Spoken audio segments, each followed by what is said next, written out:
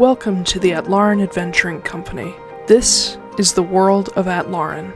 Beyond the Forgotten Realms and perhaps not far from Exandria, Atlaran and her two-moon sky have seen leviathans, dissolutions, divine gates, and calamities. And that's only the last 5,000 years. Perhaps most distinct for her scars, Atlaran is host to a number of sacred or cursed sites, depending on whether you ask Bahamut or Asmodeus. Or perhaps you'll ask the old Balin gods, whom the world herself and her moons and star are named after. These places, like Mount Gear, the Monomarig Meteor, Drozdana, the Dawn Deep Trench, the Shattered Continent, the Greenhall Sea, the entirety of Garrett Eldathos, they all play parts in the world's fate. But it's the people that truly shape it. And every so often, little windows of time, short glimpses into exceptional people's lives, are plucked from the midst of the chaotic centuries, and we call them stories. They're not always epics of heroism and bravery. Quite the contrary. Every hero was once a bumbling fool, or a selfish mercenary looking to make a platinum. Or, in most cases, both. And that brings us to our particular window in time, following in the footsteps of a scorned bard and her unlikely lone wolf companion. Or perhaps lone coyote is more apt.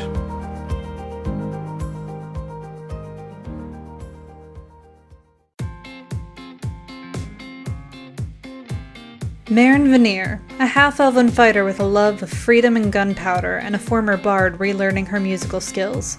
Marin was the daughter to a frail sun-elf laundress who passed away when she was still young. Left to care for her half-sister Sylvie alone, Marin grew up far too fast. In her desperation to keep her sister from starving, Marin accepted help from the Alteras and was lured into their poisonous web of abuse, theft, and murder. Forced to kill and torture often those unsuspecting and even undeserving. Eventually, Marin dared to question her adoptive father Alistair, and was slaughtered on the spot by her brothers just before she was 18. Sylphie was left to flee alone, but 10 years later, Marin awoke, revived by the Heidling cult. Sickly but determined, she recovered thanks to powerful magics and the apparent interest of Cynthia Moore, mother of the new king of the Arbiters, Silas Moore III. And, by Cynthia's order, Marin was given as a gift to Silas in the hopes that she would become his subservient partner, a suitable wife that would not question the Moore family thanks to her debt to them. Marin, however, had the spark of rebellion in her soul by then, and wasn't about to be controlled again. When Silas proved he supported her in the freedom of those crushed by the Arbiters, Marin reluctantly fell in love. Now with her fiancé at her back and the work to be done, Marin is ready for the long road ahead. She'll make sure no one suffers under the boot of the Arbiters or the Heidling cult ever again.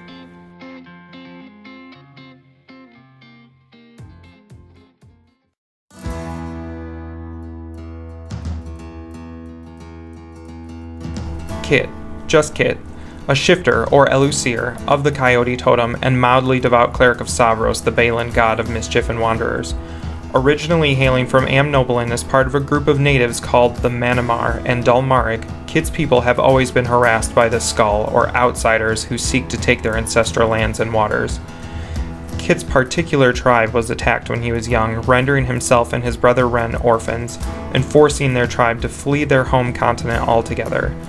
They found refuge in Iroquel, but struggled to adjust to the change from subarctic to equatorial desert. Trusting in the sacred Mount Gear, heart of the world, to watch over them, Kit's people settled in the northern savannas. But Kit never settled, aimlessly causing trouble to Skull and taking mercenary contracts to send money home since he was 15. Kit has become a person of interest to the Guild of Wardens, enforcers who help keep the common laws. Thanks to Dana Fioris, a former troublemaking comrade who eventually went straight and became a warden herself, Kit has quite the dossier with the wardens, and rarely struggles to find work at their guild. And now, alongside Sylphie, Kit has his own scores to settle with the Arbiters, though breaking apart an organization of kidnappers and slavers would be reason enough to destroy them.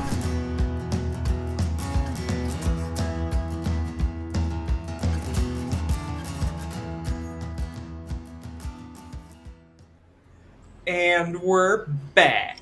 We're back. Now I am back. What is that? Oh, there's It's in the Muppets movie from 2011, where they have Oh! the pig that replaces Miss Piggy. That's all you ever talk about. Oh, but the Muppets are so good. I have my Kermit shirt.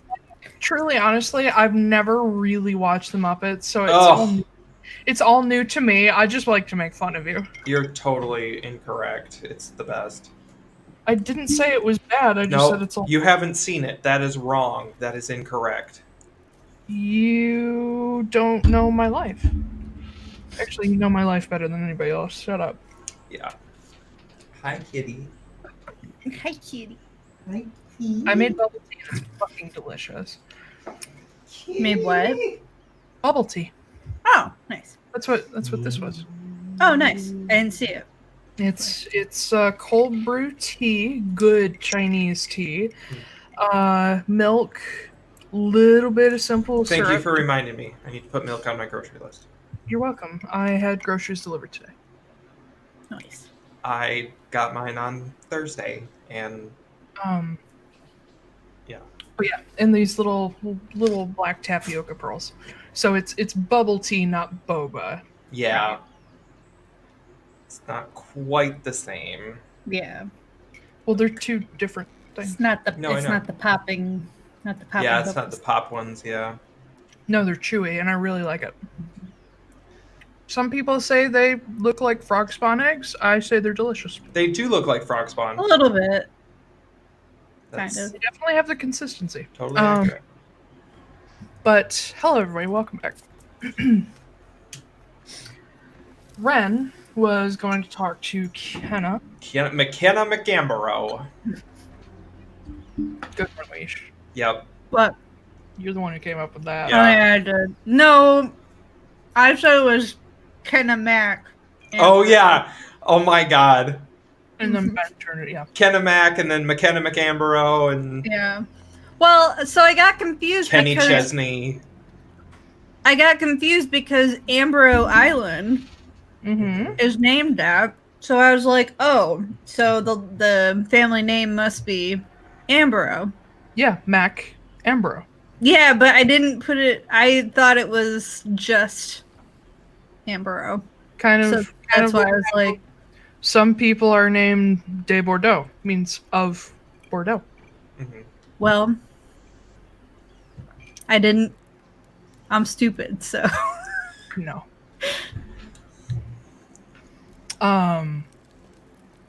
Anyway, Kenna got her name from her tribe that lived in Amnoblin, and then the island was named after her. Mhm.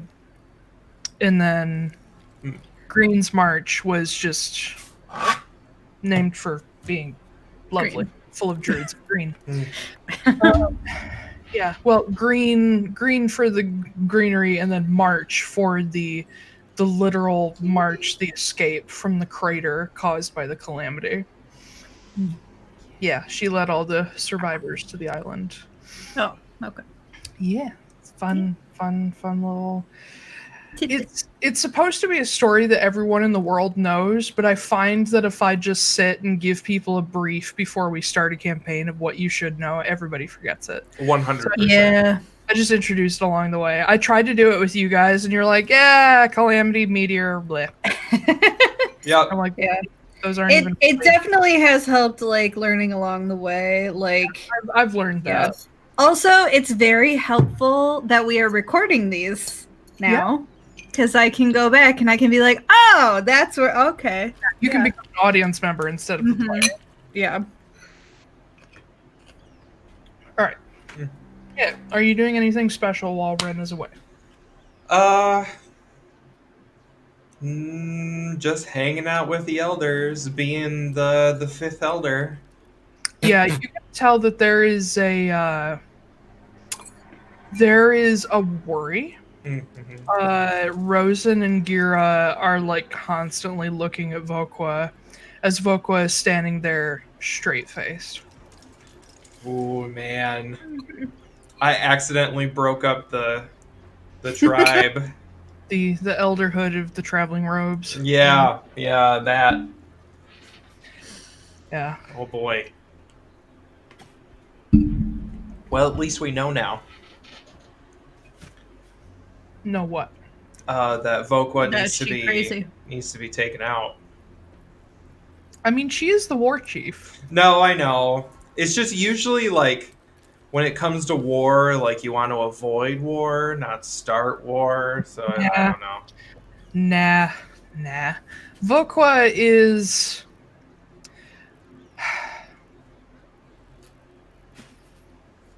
I don't know how to describe her. She's kind of a Zira character, honestly. Oh, okay. Less evil, Yeah. but definitely bides her time until she can rip somebody's throat out. Kind of. Gotcha. Okay. Yeah. Well, I'm just Anyway. hanging out with everybody. Yeah. No one's saying anything. I imagine Kit's just staying there. He's like, so, how's the business? They all look at you and they sort of look at each other, and finally Gira says, "That's more Ren's area, but from what he's shown us, we can't keep up with all of the logistics, but he seems to understand it, and it seems to be starting off well." Good. Did the girl show up who does the glass blowing? What was her name? Don't remember. No. Don't remember. I spilled the notes. Wait, did you hold on? That was Man Bath Matt. Yeah, So that was she Man was in Bath Green Matt. Park. which episode was that? Oh God. Hang on. That was Mm, Man Bath Mat was Pack Tactics. Yak, Yeah. It was. But I feel like we sold her the stuff the episode after. Yeah. That was after Ambro. Tanris Estate. Funeral and wedding, apprehension. Nope, gone too far. No, I went too far back too. Kicked off the ship. Okay, so we're after that. Deliver the egg. Okay. Aladir, who died. Hurricane damage. Level up. Oh, okay. So it was it was 2024. Essie. Game 24. Yeah. Essie. Yeah. So that was in Connections. That was right after Pack Tactics. Mhm. Yeah. Yak, yak, yak. Yak, yak. Essie, next dude provides connection. I just have to catch up with what she's doing. I have some extra notes in here. Next.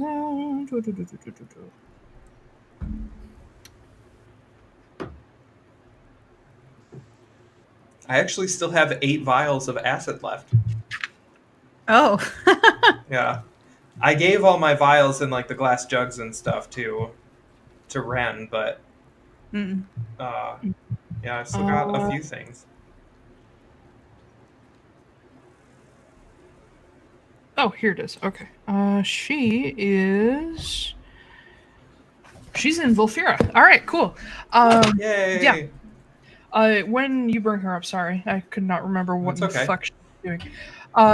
Gira nods and says, "Yes, Essie. She just recently arrived on, possibly stowed away on a ship. She just sort of appeared. But, That sounds about right.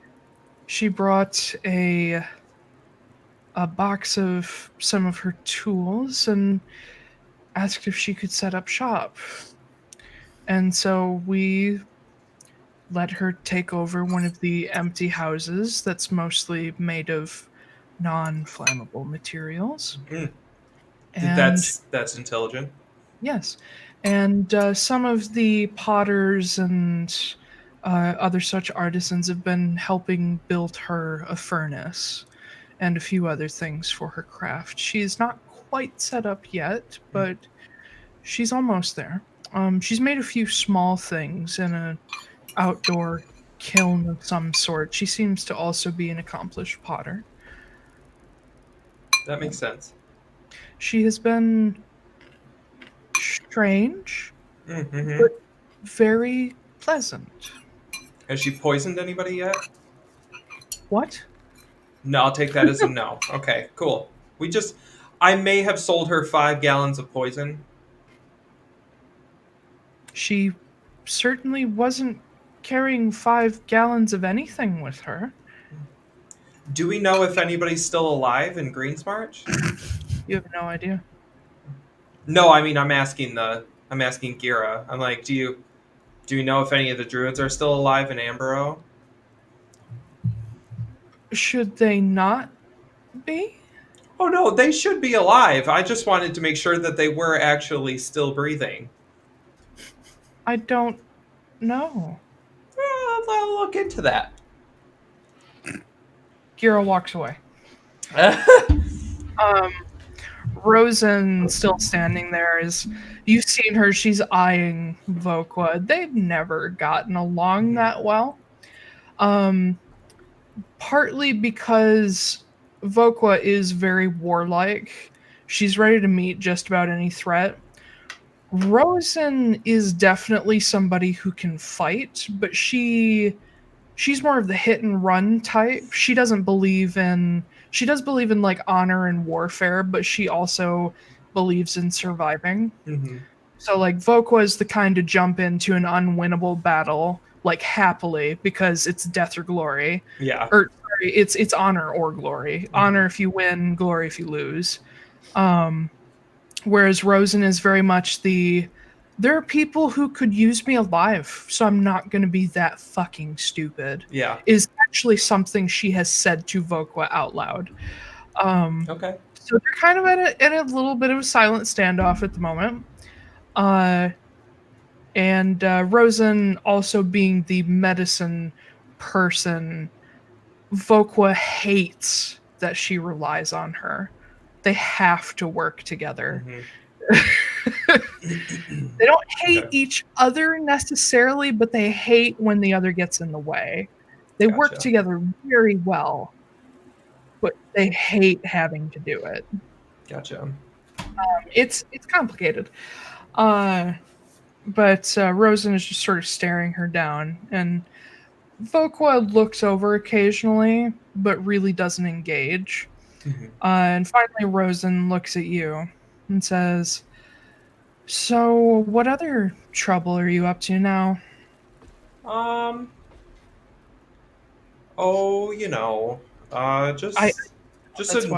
Just a normal amount of things. Like we're going to a cistern where they make walkers. Yes, you told us that. Yeah, we're doing that. We're gonna try to break a deal with Senna. We what? might. Yeah, that's a part of it. Killed a few skinwalkers recently. For that girl? Yeah. Okay. Got attacked by skinwalkers recently. Did you kill them? Yes. Good. May have pet a mammoth at some point. That's good. Uh-huh. That's actually nice. A baby mammoth at that. Oh. Yeah. I don't know if you remember, but when you were very little, we used to have mammoths. Oh, really? Yeah. I do not remember. We sold the last one off when you were maybe 3 or 4. Oh, we also met this really weird woman on the road. I don't know if you've ever heard of her. Her name... Oh, shit. Her name was Willow. Her name was Willow. And she was a seer of Hesperus. And she is this old blind lady. And she was walking down the road. And both of us gave her 10 gold. And she disappeared. After a minute, we walked away, and then a little bit further down the road, we found 2 piles of 5 platinum each. Wow. Yeah, it was the weirdest thing. And then we went to the Temple of Hesperus, and they've never heard of her, but there's some crazy old woman in the woods giving people money because she claims she can see the future. That sounds like a fairy. She's really old, though. Like, do they get that old? They can appear however they want. She also had this really weird dog, and like this guy taking care of her. Live in the middle of the woods. Yeah. Someplace you'd normally find. Yeah. She's probably a fey creature. We also may have. So she's like really elderly, right? Like geriatric to the max. And we. What? No, I'm talking like she's at least 400 years old. And. Fuck. But like looks like a normal human, right?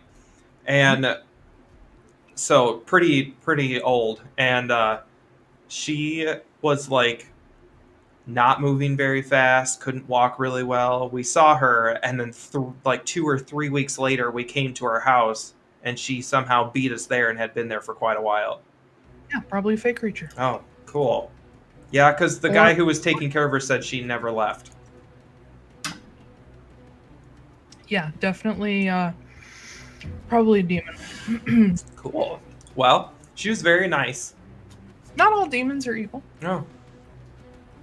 She was pretty cool. Great. Yeah, I don't know. Have we gotten into anything else? I don't think so. No, All right. not anything else too crazy, I don't think. Well, Amnoblin's a strange place. I mean, I grew up there. I guess I should mention that I did turn into a dragon a couple of times and destroy Huldron Company things. Well, you can walk through trees. I'm not surprised. Yeah. I also met one of the higher-ups of the Huldron Company, Reuben Glyve.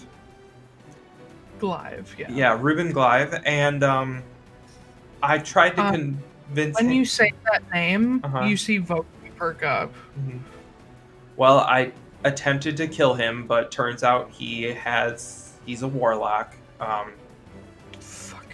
So I didn't quite get him, but he now knows what I look like, and I'm pretty sure I'm being hunted to the ends of the earth. Good job, Kat. Thanks. I do my best. And you came back here? Oh, nobody knows. I walked through a tree. I'll walk through another tree tomorrow, and they won't even know I was here. Yeah, but what if they knew you were from here and were waiting for you to show back up? Well, then that is a risk I'm willing to take. It's unlikely. It's just a thought. Yeah, I didn't think about that. But like you don't think about a lot of things, young man. Oh, well, I could say the same thing coming from you, Miss. I want to start a War of the Worlds. Oh, this is Rosen speaking. Oh, I'm sorry. I thought I was talking to the other one. No, Voko hasn't said shit. Except for that quiet fuck. That was her. I would say I'm thinking about a lot more things since I showed up here to see what y'all had to say.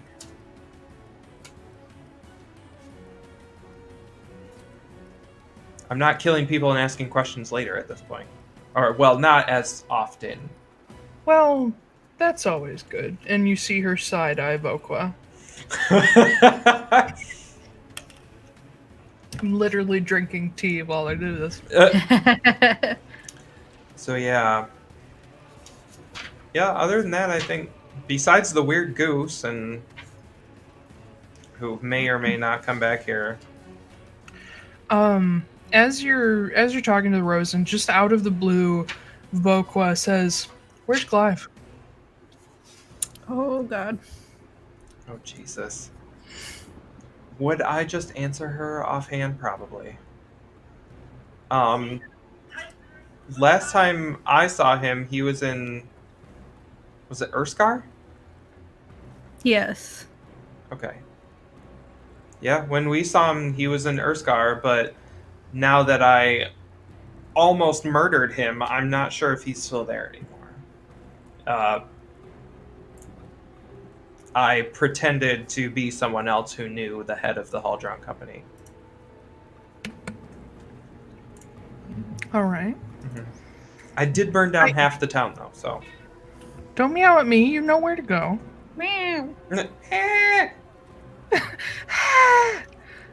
Buddy, it's on the other side. Good boy. Takes him a second. I have an auto feeder set up because I keep getting like pulled away at the most busy time at work to feed them, and I'm trying to be really consistent. So, Yeah. and also I would like to leave my apartment occasionally and not have to ask somebody to feed them. Yeah.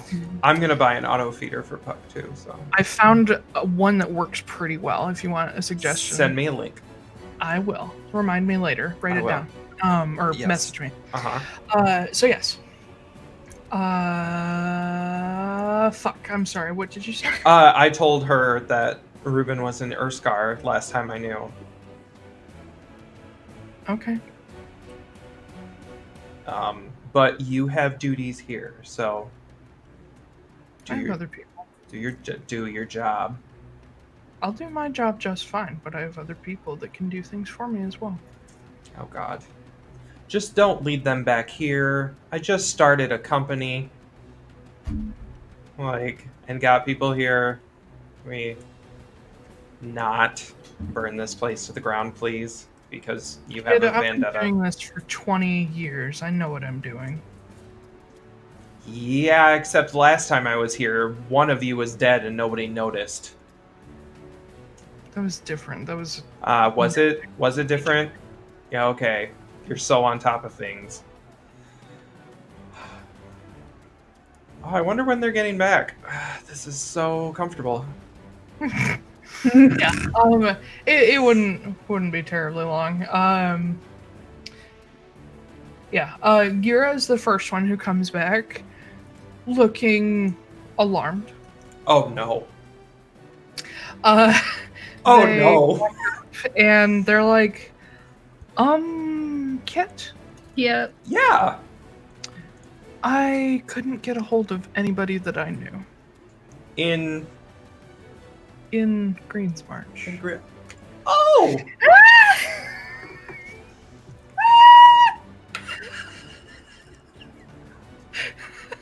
Well.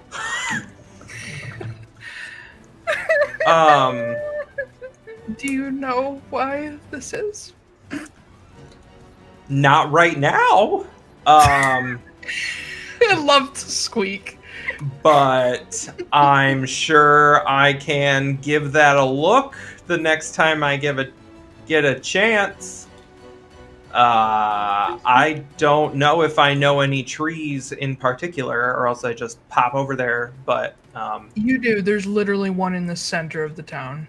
oh, perfect, Mhm. cool. We might have a detour. I'll check on them soon. In the meantime, just keep a really good eye on what you eat and or drink around the glassblower, yeah?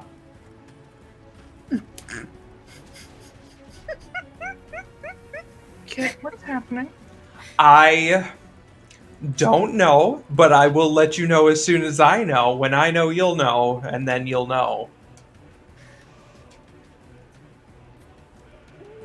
Just be very diligent about what you eat and or drink from now on.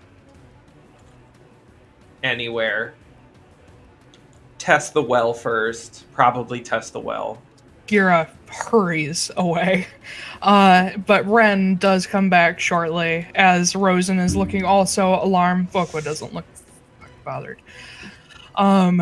Ren comes back, followed in short order by a tall, woman Oh with short, dark hair, long green robes, a sash around her middle, super tall, like knee-high, mud-splattered boots.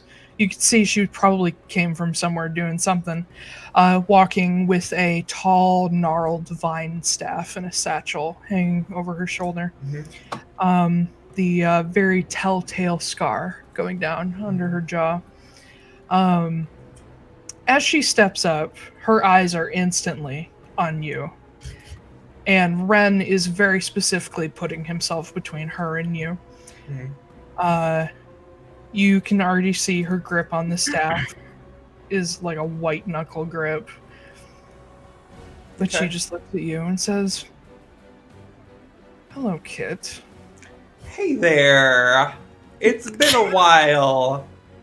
What? It's been a while. How are you? Dandy.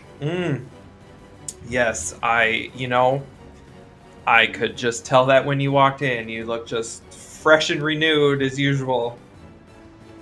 Didn't I tell you and your friends to leave this to people who knew what they were doing? Yes, and I did that. And they lost another one, so... Also, there's been some developments. So this is actually for your own good, believe me. Do you want to know who showed up 2 hours after you took the last one? You motherfucker. Senna. Do you want to know who made a deal with my walker friend to get one of them back? Senna. Do you want to know who's been following us all across fucking Amnoblin? Senna.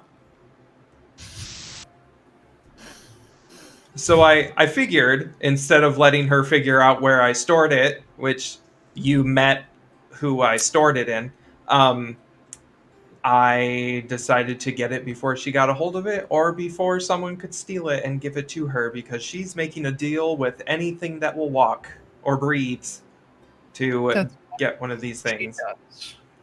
Yeah, well... I told you that's what she does. And she got really close. What deal did your friend make with her? She didn't make a deal yet, technically. What did she promise? Oh, to bring... You remember our friend who we buried on that island? Yep. Yeah. God damn it. God, fuck! It's always... I hate you, but I know. Chaos. Just chaos reigns. Yes, chaos reigns!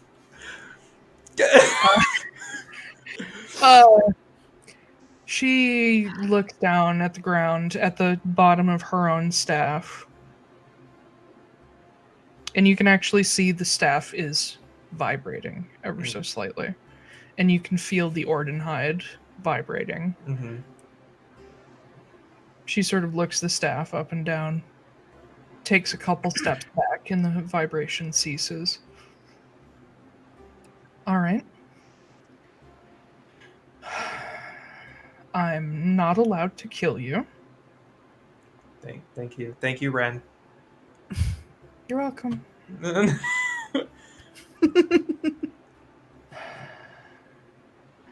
But obviously you've gotten a little more experience under your belt now. I suppose a hurricane will do that to you. I did come here to try to figure out what the best course of action would be. Because where this staff ended up was in better hands than the Heidelin cult, but also in hands that we don't understand. The goose. Yeah. You know, that goose had such weird powers that I thought maybe if he ate one, it would destroy it, but I was wrong. You know, Kit, I think I see the running problem that you think. Mm-hmm. Do we want to talk about the running problem that you keep getting these and losing these? Yeah, guilty. All right. Okay. I'm trying. So am I. I'm doing my goddamn best with a lack of tools at my disposal. I am All understanding. of my tools that I had are broken. I can fix some of them, but also all of the people I trusted to use and look after those tools were murdered. I heard. The Monomarig is unprotected. My granddaughter is dead. And everything that we had planned to use is useless without the right people there to manage it. There's no catch-all for these things because we need a new place for every single one. There are not 7 fully secured Elder Druid protected places in this world. An Elder Druid comes along once in a century, one that can actually do the job. Mm-hmm. And the one that was only 30 years into hers was murdered by a walker. And I'm training her successor. He's not going to be ready for a long, long time. And that'll take care of one staff. How do you become an Elder Druid?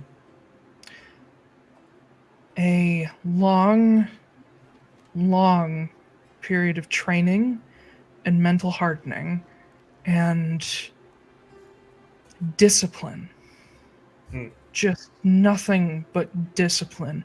But you have to be able to back up the discipline with the power to defend yourself.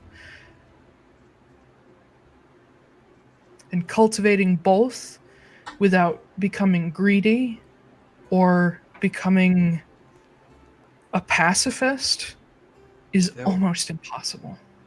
Okay. I turn and look at Vokwa, and I'm like, well, you're out. Fuck you. Yeah, no, that's fair. So, well, please do tell me what ideas you have, because I'm clearly out of them. Well, we've had 2 that both seem like a bad choice, but they were ideas. One was to drop this into Mount Gear, which we're concerned may, because it is the light staff, may have a cataclysmic effect of volcano eruptions. And then the second one was to drop the staff into the Trosdana Trench. And I am not sure I want to do that because Taldanost is the one that sent me to get a staff in the first place, and if she's down there, I'm not sure if I want another god having a staff. Yeah, especially not the most fickle one. She's not... She never has bad intentions, but sometimes the things she does to achieve her ends are a little extreme. And as much as I love extreme, I don't know if I want to hand this over to anyone. So, no. But at the same time, I've held one before, and it didn't go well. So, granted, I've grown a lot since then, but I don't know if this is something that I can learn to use to do something good with it, or if it's worth trying. Well, it's always worth trying. It's just whether or not you're willing to die. I mean, we were already heading to Taldanos to kill Kyla Uruvela, so I feel like death was inevitable at this point. Yeah. So especially if she has one of them too. She has the twin for this one. Yes, she does. And if I have, this is my other kind of crazy idea. If we don't want the Hydaelyn cult to have any of them, the goose has already gotten one. Do you think she's going to make the same mistake twice? No, but she might make a new mistake. And do you think that creature is going to do that again? He can't have come out of that very well. No, he's not doing very well. He had this for... That was one of the reasons I took it from him, is because he was starting to look not very good. So I feel I may have permanently damaged him. Anybody who touches a staff is permanently damaged, even gods. And she sort of just gestures broadly to her right arm. Mm-hmm. Yeah. And I kind of hold up like my black fingertips on that one hand. I'm like, yeah, I know. So I don't think he'd be willing to do it, but I'm trying to think of anything I can to get it away from these people because the walkers that they're creating are more advanced than anybody has ever seen. I've heard. My friend, the one who Senna reached out to, I can only see when she's being controlled or when someone is listening by using True Sight. And it is imperceptible when I'm not using it. So, and the other problem is that she knows that I have this staff now. So whoever is controlling her also knows. And it seemed, I knew I needed to get it away from the goose, but it seemed like a time-sensitive thing to figure out what to do, whether I'm going to keep it, or whether we're going to give it to somebody, or whether we're going to toss it in a hole. I don't know.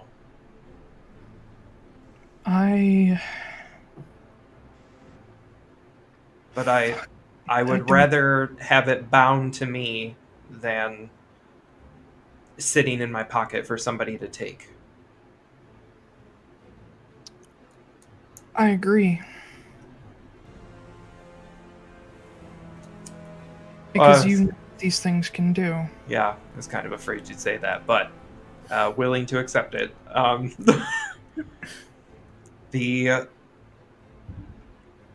Can you give me, if I'm going to do this, can you give me the rundown on how these things work so that I don't end up destroying another island, or since this is the light staff, burning everybody alive or turning all of Amnoblin into a desert or something? Well, the first thing is that you should not try to use the staff's power, at least not until you have precise control over it. Okay. You can use your own power and the staff will amplify it. But I recommend a little practice before you go using it around other people. Because a simple little firebolt will turn into an inferno if you're not careful. Shit. Okay. This being the light staff, it will help you with anything divine and anything fire.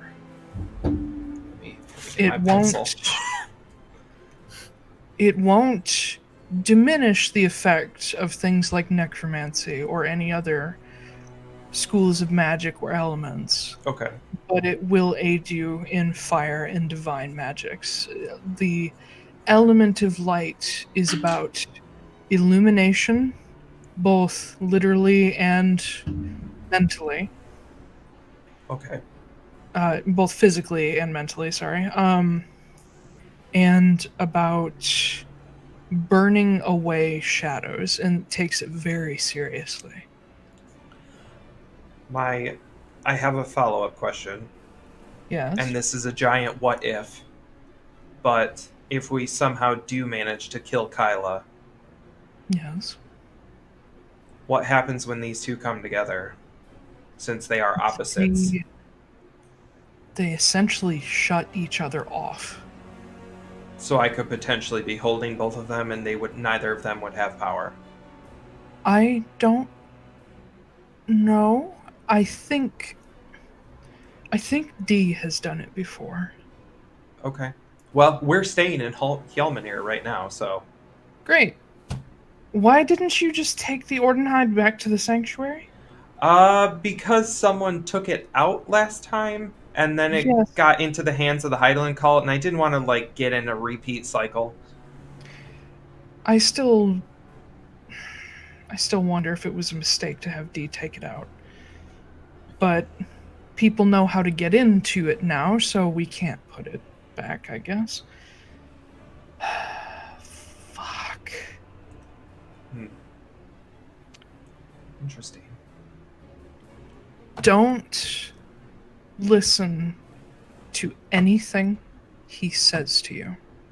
Oh, yeah, no, I know. Yeah, mm-hmm. Even if it sounds like normal, everyday good advice, do not listen to him. Does that mean, like, do the opposite? Or, like, do what I think I should do? Do what you think Okay. is right. What if we Never have... take the advice. Okay. What if we have the same thought? Is that, like, the same thing? You might want to wonder if he influenced it first Okay. and run it by people. Be in communication with people. Okay. Because they will tell you when things are wrong when you can't see them. Okay. And I mean that physically as well. Oh, okay. The Ordenhide is one that we don't have much experience with because it's one that we only saw briefly before the calamity, and it's one that's been locked away ever since. So no one's really learned how to use it, but we know what it specializes in, and we know it is one of the... None of these staves are capable of good, but the Ordenhide is one of 2 or 3 that can be coerced to do helpful things. Okay. So, like I said, don't try to tap into its power. Use your own. And there may come a point where you are familiar enough with it that you can actually let go of it, because it will consider itself still bound to you. Essentially, Ulgar will feel that you will still pick it up, and so he will let go. Okay. But it will be attached for some time. So get used to having one hand. Okay. It's not pleasant. And there will be times, if he feels threatened, that he will reattach to you and not let go. You mean like this? That makes sense. That is just an unfortunate side effect. Okay. Though, if it gets far enough, she lifts up her right hand. She actually switches the staff to her other hand, just lets it go without a problem. If it gets far enough, you will start to see these markings move. And if the staff is activated, things will start happening with these markings. It differs by the staff. You might glow. Who knows? The goose glowed. Then you might look at what's happened to him and expect the same for yourself. Okay. I cannot believe I'm agreeing to this bullshit. Well, I will say very confidently that you couldn't have picked a better candidate. Yeah. After all, I am one of the elders of the Elusir tribes. You're not.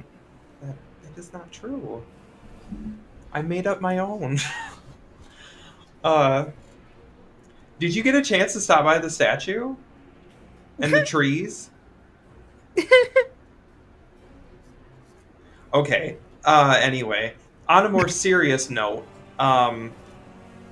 will you stay here for a moment while I take a hold of this thing for the first time?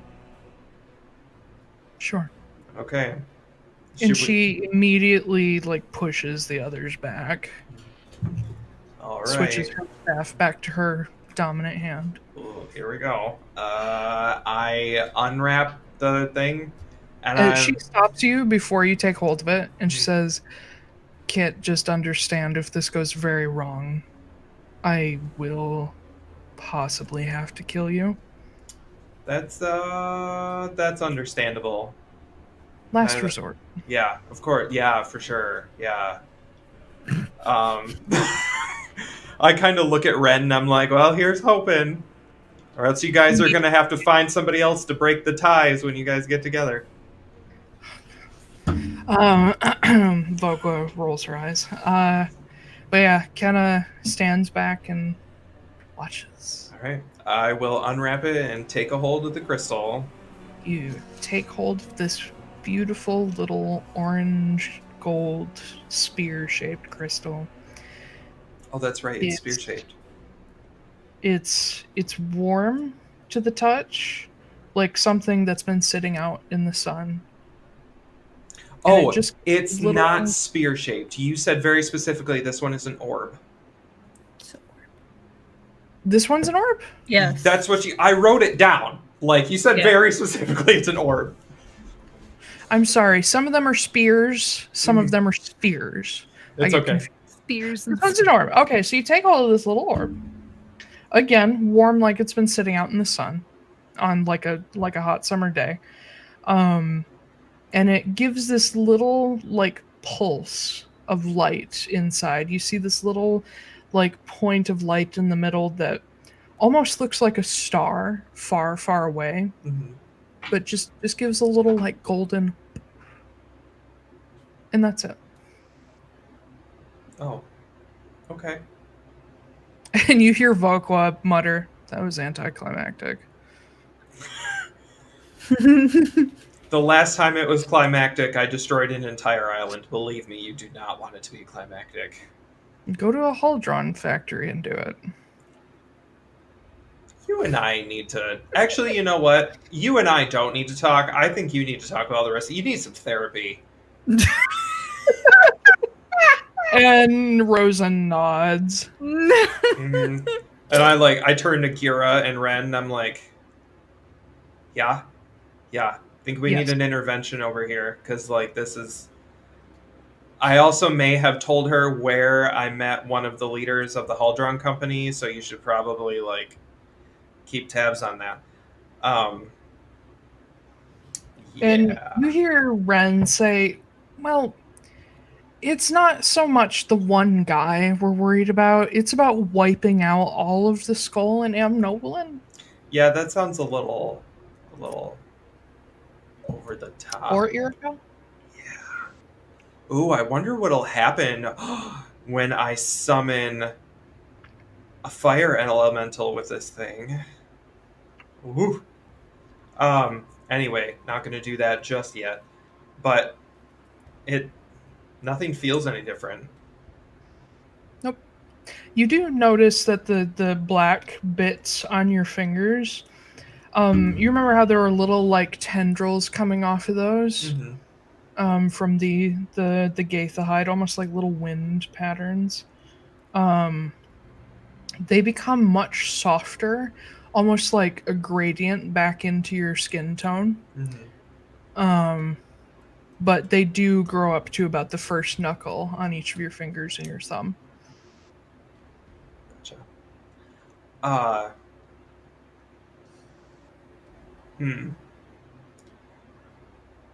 So Kenna. Mm-hmm. Um. What color were your eyes before? I think they're brown. Let me look. Let me check what color your eyes were. I don't actually remember. I have it on my sheet, I think. No, I don't. I thought they were like... I have art. I thought they were amber. Yeah, no, they're amber. They're like amber yellow because the coyote. Hold on. Load. Yeah, they're like a nice golden brown amber. Yeah, she's kind of squinting at you. She's like, yeah, they're definitely brighter now, but they're kind of the same color. See? Nah, I'm hiding in plain sight. Oh. It's definitely unnatural. Yeah, well. This is like Hesperus amber. Yes. And I'll take it, and I'll remember how I had the Gaitha hide, and I like give the staff a flick and pop it into staff, and I'm like... It doesn't work that way for this one. Oh, You what? just go, ha! Nothing. Damn it. How do you get this one to turn into a staff? I just told you we don't know how that one works. Oh. I'll meditate on it. Good choice. So, Kenna, Have you been to Greens March lately? No. Do you know the girl there named Essie, the one who does the glass blowing? No. Okay, because she's living here now, but she seemed kind of shady, and like now none of us can get a hold of the Druids and Greens March, and we're not sure if they're okay or something's wrong. What did you do? We were just passing through. And everybody was fine. I'm just not sure what's going on. I don't think we did anything, but I also want to make sure they're okay. Don't think we did anything. I don't think we did anything. Sold them so much poison. Okay. Do you want to go, or should I go with you, just in case? You're not coming with me. We cannot be close together. Oh, I wasn't sure if you wanted backup or something. Okay, well, when you get there, don't drink any of the water. And if something is wrong, will you please let Ren know so that they can arrest and or kill the glassblower? Sure. Thank you. I'd appreciate that.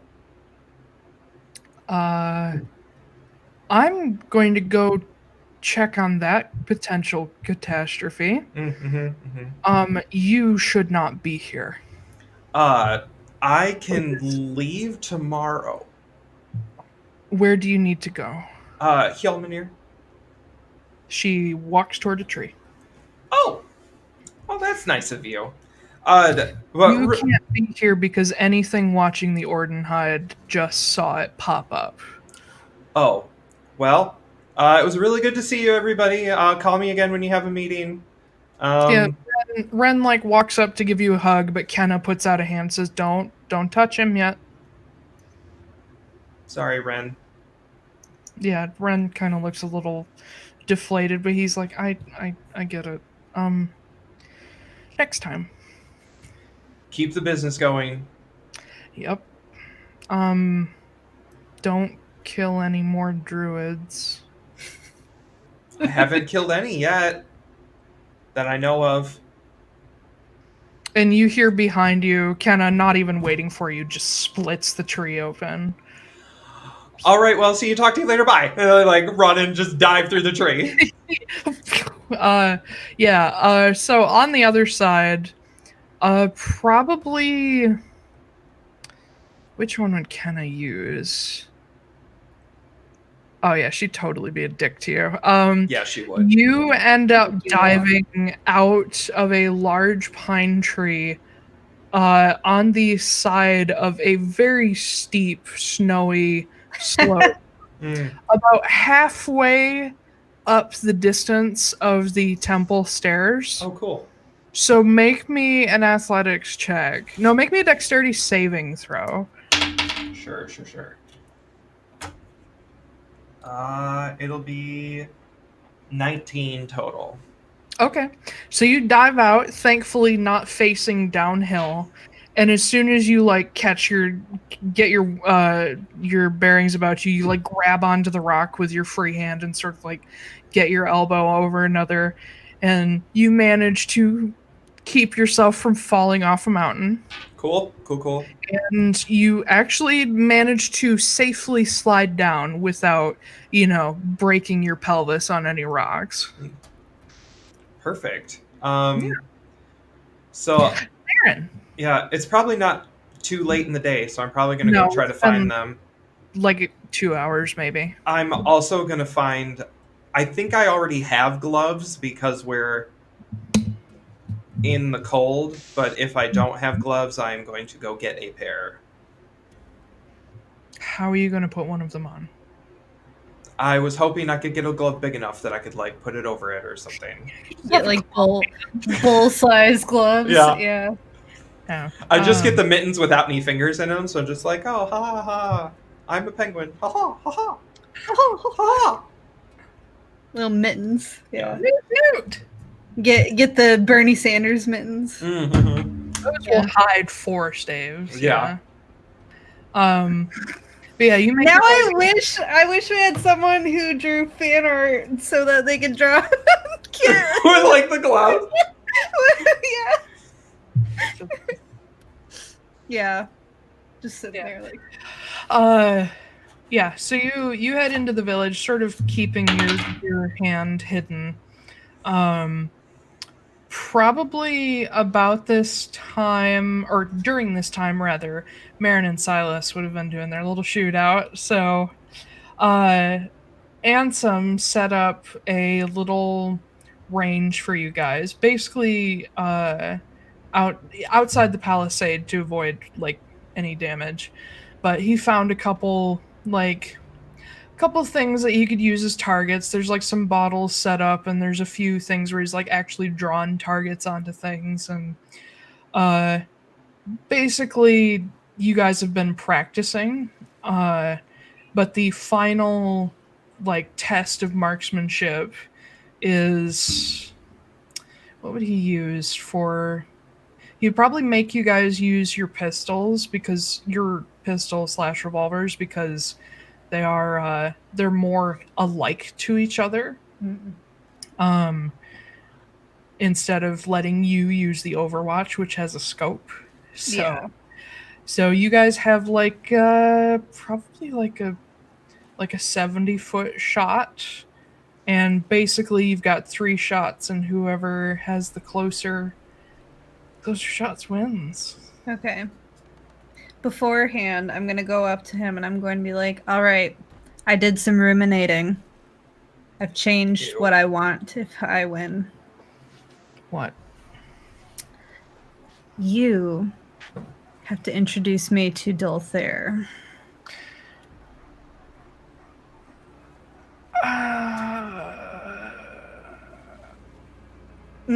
That sounds a lot like my reaction that I had when you said you wanted the Overwatch. So it sounds like it's a pretty fair trade.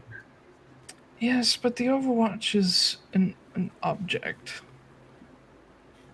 You don't have objects. You're not a object dude.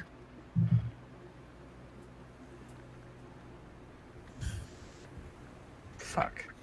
Yeah, exactly. Fine. All right. He offers out a hand. I shake it. He shakes it just a little hard, like not enough to hurt you, but like to make your arm do the thing. Yeah. So it's war then. All right. Yes. War. Oh, children. And he walks away.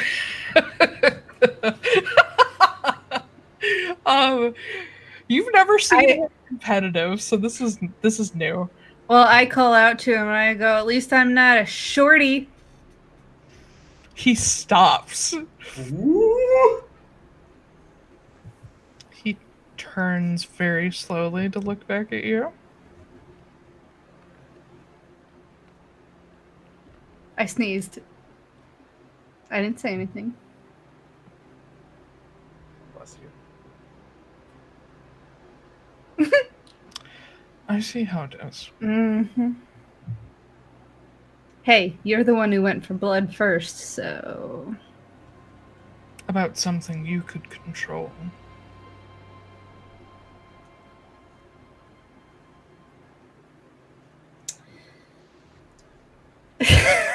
You're not gonna... No, this is on purpose. You're doing this on purpose. You're getting inside. Nope, I'm not gonna feel guilty about it. I have never gotten into your head without your permission. You're the one letting me in. Thank you, darling.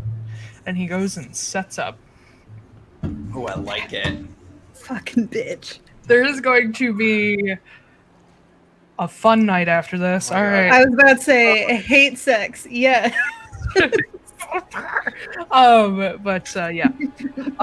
Ansem steps out and just takes like a little seat on the edge of a fallen log and says, well, I think the rules are pretty clear. You have 3 shots. Whoever gets the closest to the center is the winner.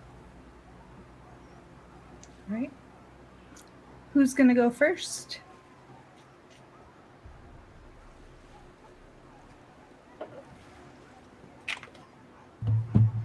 High or low? Low. You go first. Okay. All right. Do I take all 3 shots in a row, or? All 3 shots. Okay. All right. So roll your shit. You don't need to worry about damage. Yeah. You are aiming at a single, like a dot with a single ring target on the side of a large piece of wood. The first one is a 19. 19. Second one is a 25. And then the last one is a... Oh, what is it? 13. 13. Got it. So 25.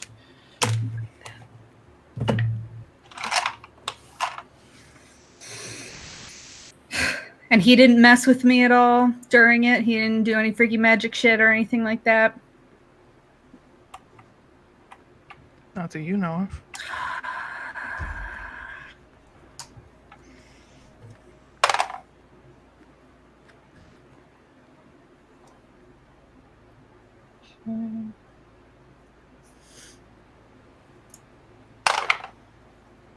Nope.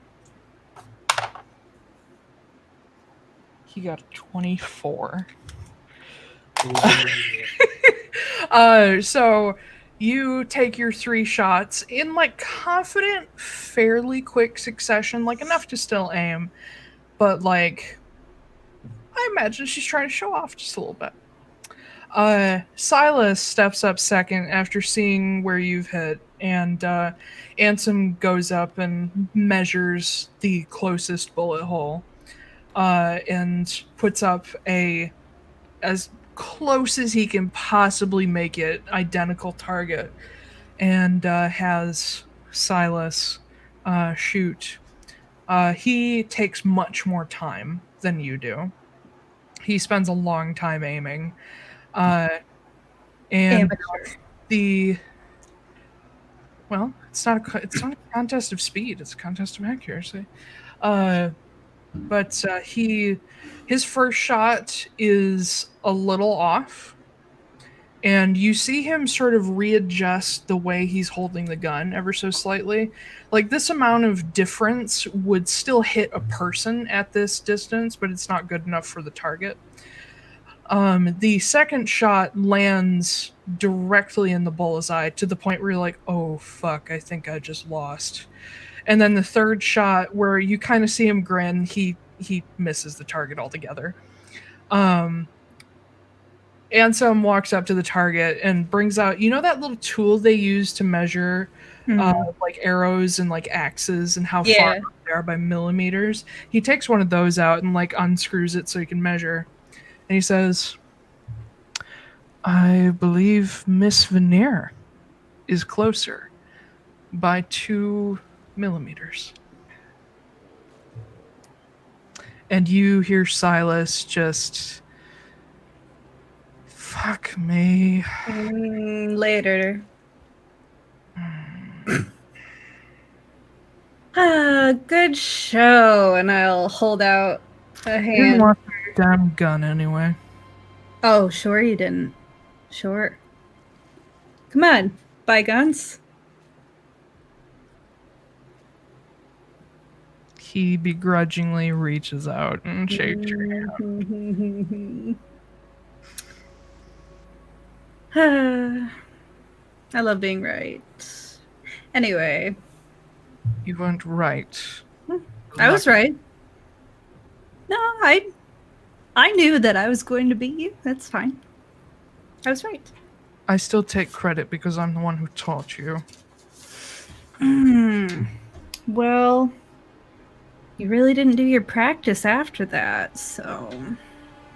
I'm sorry, I had other things on my mind. I did too, but I still...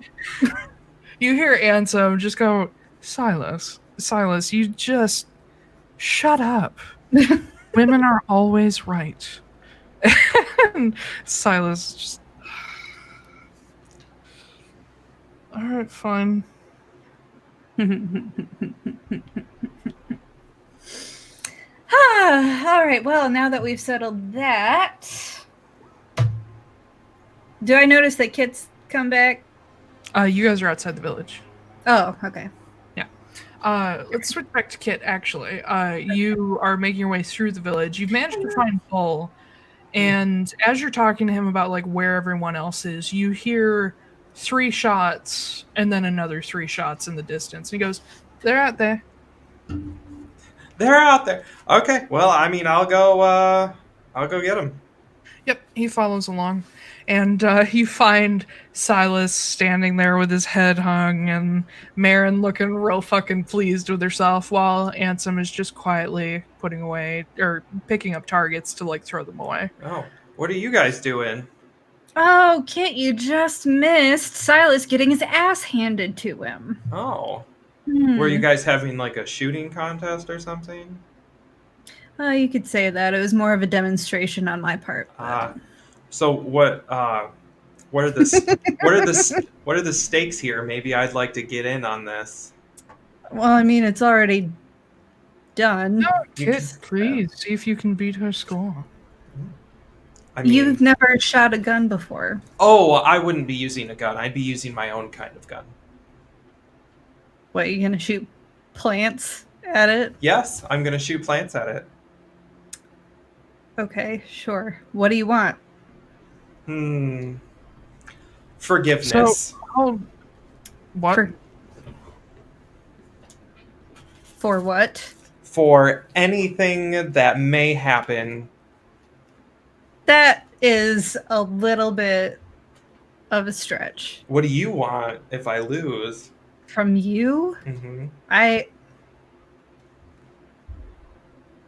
You get to tell me why you don't drink alcohol. Okay. Okay. All right. Ansem, set up the target. Fine. And he brings back one of the pieces of wood and like carefully scrawls a new target on it that's matches the other 2. Can I notice his eyes if they're different? Make a perception check. Perception. That is 19. 19? There's not really a way for Kit to hide them anyway. Mm-hmm. And it's dark. They would glow Mm-hmm. in the dark. So yeah, you do notice a golden glow coming from his eyes. What's up? They're lighter. What's up with your face? I got the sun. On your eyes? Yes. You know, you're not supposed to stare at the sun. Well, And I don't think it happens that way. how else are you supposed to get the vitamin D that your body needs? I think I'm ready to shoot. Are you ready? Okay. All right. Step back, Ansem. I'm going to Steps away. take a water droplet and dust, and I'm going to pull back and create an ice knife. I'm going to shoot ice knife at the target. Do you have those gloves? I imagine I got gloves, yes. Okay. How are you going to take out a water I'm- droplet? We're surrounded by snow.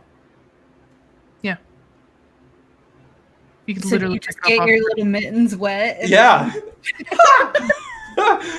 Yeah. I imagine you can pass the weird like ball off as like you're holding a fist, but How big is this thing? it's like baseball sized. Oh, I thought it was like... No. Oh. No, like the spear shaped crystals are about that long and that wide around. The orbs are like baseball. Oh boy. Well, we're going to talk about it in a minute anyway. Yeah, but if you have your hand around a baseball, you can kind of make it look like a fist. So I'm gonna imagine you can pass it off. So you pull back and do your thing. Ice knife. Yeah. 3 shots if you Okay. so choose. I'm taking them.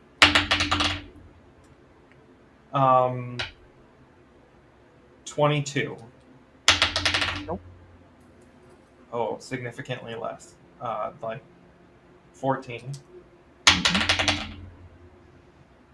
22. Nope.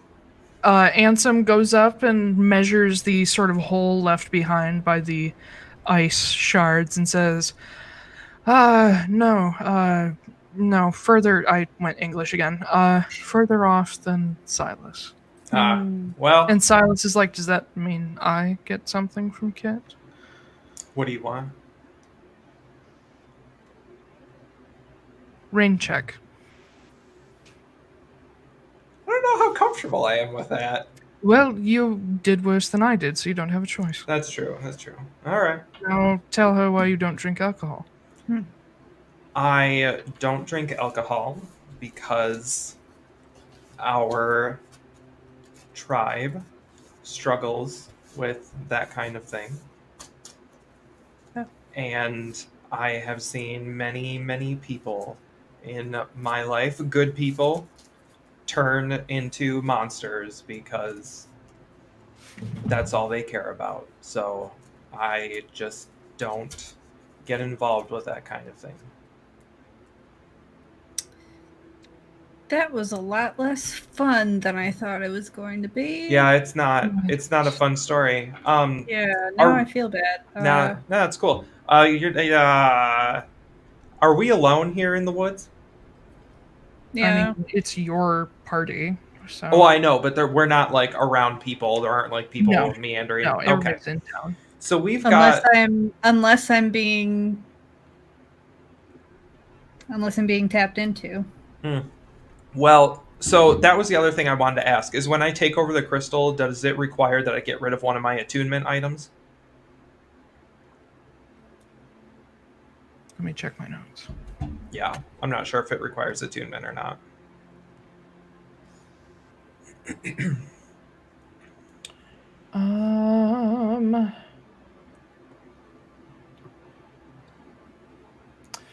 Fuck, each of them is a little bit different. Let's see, That's what you get for making this so complicated.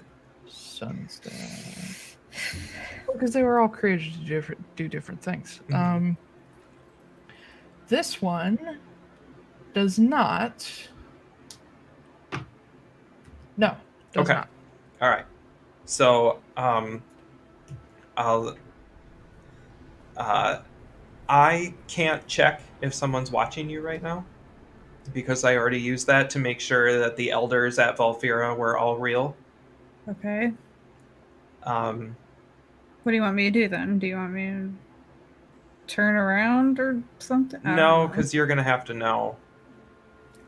Question. When I was walking over to them, like that whole walk down the mountain and everything else, would I have been able to, like, start picking apart how to make the staff become a staff, or...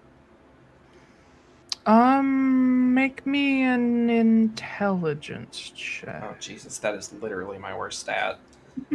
Well, not literally my worst. It's one of my 3 worst. Because 3 of them are 12. Oh, average. No. 9. 9? Yeah. Playing around with the orb, you've tried a lot of things that mostly involve just shaking it in different directions. And so you've been doing the what's that thing called? The shake weight all over the place. Yeah. It's like you're shaking up a bottle of milk. You're just like, come on, man, come on. Like the bartender, like. Yeah. But it's not that hard to figure out. So I imagine even now you're still kind of playing with it absently.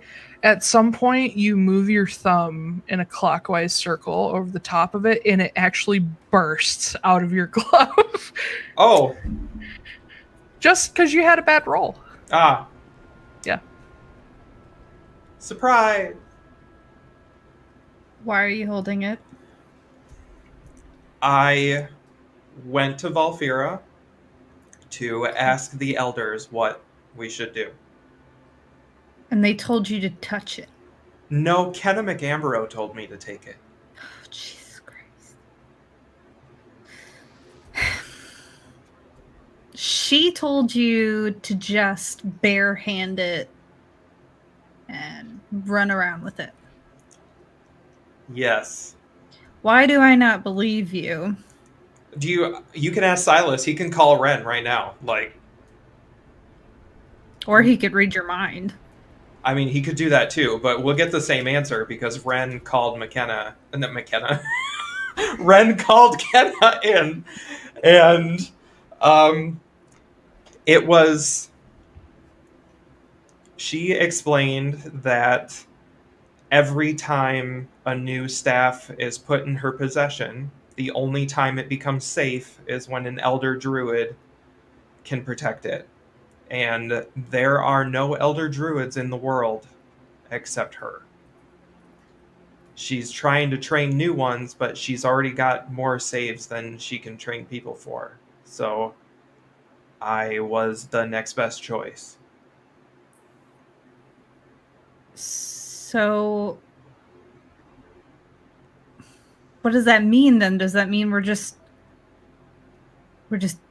have it and we're not doing anything with it? Oh no, we'll be doing things with it as soon as I figure it out. No, I mean we just have it. You're not throwing it in a trench. You're not getting rid of it somehow. The other two ideas that we vetoed were the trench or mount gear. And we were concerned, since this is a staff of light and heat, that if we were to put it in the ocean, we could cause massive problems, either tsunamis or earthquakes. And if we were to put it in a volcano, it could potentially cause them a chain of eruptions that would be really bad. There is no good way to destroy it without killing whoever does it and the people who help them, or the only other, and that will make things worse anyway. Right now we have in our possession one of the tools that Kyla Uruvela was using to destroy people. Alicia, stop talking. Oh no! At that moment, Marin, it's almost imperceptible, but Marin blinks. And her voice drops. Oh, so I notice. It's still her voice, but the tone goes lower. So Do I notice though? Yes. Okay. She's not trying to hide it. Okay. You hear in a lower tone and a very different accent. And almost like, I hate to compare it to Ted in such a serious moment, but a little bit of that northern Lochmeny accent. You hear, so you've decided to join the game. Hi there. Hello. Are you going to tell us who you are? My name is Kyla Uruvela. is it Kyla? Does she have... Fuck! Is it her? Is she the one? Hi, Kyla. Hello. Oh, wow. You're so much more manly sounding than I anticipated. This is surprising. So how are you? How are things? They are going swimmingly. Oh, I'm sure. I bet you really like some of the things that have been happening recently. Whoa, hold on. What? Retcon. I had the Oh needle. yeah, you have the needle. Oh yeah. We got a retcon. Okay, hold on. I can make this work. Okay. We're not gonna retcon. We're gonna fuck with it. Okay. So as this happens to you, Marin, you hear the voice come out, and you still have control of your body, but not what you're saying. And so you, like everybody else, sees Marin go like freak out. You still have control of your motor functions. Okay. For 6 seconds. Yeah, I'm pulling out the needle and I'm stabbing myself. Okay. Just out of curiosity, where do you like stab yourself? In my hand, just like Okay, I was wondering if you're gonna go for the full EpiPen, like no. Oh, I thought leg too immediately, but No, yeah. I was gonna go just straight into the palm. Ugh. Oh, Yeah. So as Kyla is speaking, and the last thing she gets out is, I think this could work to our benefit. And then Marin like stabs herself in the palm. Make me a wisdom saving throw with I'm bad. advantage. I'm bad at that. I know. Okay. Oh, I rolled really bad on all those. Is it 8? oh my god! Oh, weesh. Yep. Oh man. All right. I rolled a 5 and a 7, and I have a +1. Okay. My So God. there's a moment where you feel the pain hit you, but Kyla keeps talking, and suddenly your arms drop to your sides and you have no control anymore. You did feel like almost the moment you were in Hylmanir Temple, that elastic feeling pulling so tight that it hurt. You felt it get to that point, but it didn't break, and you are trapped. You see and hear and remember everything, but you can do nothing. Oh god. Welcome to Yasha's life. But yeah, after that, you see Marin, Kyla, glance down at her now bleeding hand with a golden pin stuck in it. And she plucks the pin out of her palm, watches the blood drip down. That seems self-destructive. Can I reach up and cast the spell magic over her at 5th level?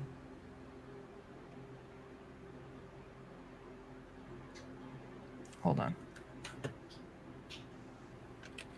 I got my new staff. Just like dispel magic. Even though it's not divination, so it's not going to do anything, but or it's not divine. It's abjuration. Mm-hmm. You said 5th level? 5th level. That would not work. I don't get to roll for it? No, Oh. it's too low. Wait, is that how it works? It says Hold on. if it's Just two. want to make sure their 3rd level or lower on the target ends. Mm-hmm. Oh, there isn't a threshold for where it doesn't work, period. Okay, sorry. You make an ability check using your spellcasting ability. So roll a d20, add your spellcasting. I'm sorry, I forgot No, how it's the okay. spell works.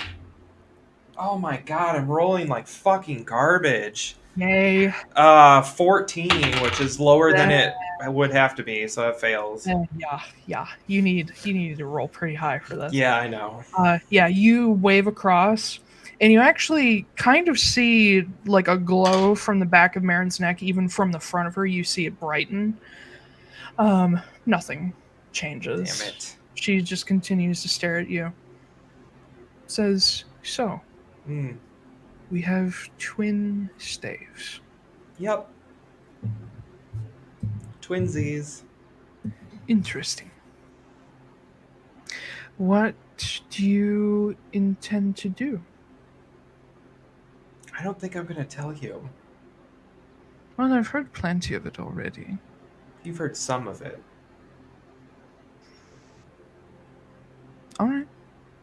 I suppose we won't help each other then. Why would I help you? Do you really want to work for Cynthia more? No, but I don't want to work for your dumbass either. I'm not saying you have to work for me. I'm saying you should work with me. To do what? To gather the staves, of course. Oh, yeah, that sounds like a great idea. Yeah, for sure. Let me... You already have one. You're already in the lead. 5 more to go. No.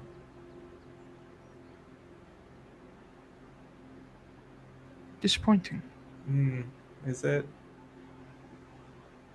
And she turns Oh, fuck. No. and looks straight at Silas. Nope. And Marin, you see Silas staring at you wide-eyed, and you see like the twitch of the hand, like the ultimate or the instinctual, like wants to reach for something to defend himself, but he can't. And she just looks up at him and says, "What about you? Any interest in getting away from the hold of people who use you?" And Silas just stares down and says, "I don't like your brand of freedom. I would rather keep my soul." And she nods, looks at Ansem, and Ansem just automatically waves her away, like, "Don't talk to me, witch." And she nods and looks at Bull. And says, "How about you? Perhaps not a staff, but perhaps something else. Something you lost." And Bull is like, you can almost see the heart racing of like fear, and he's like, I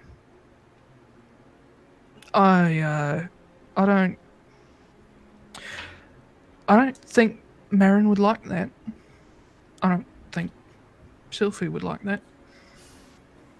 No, thank you."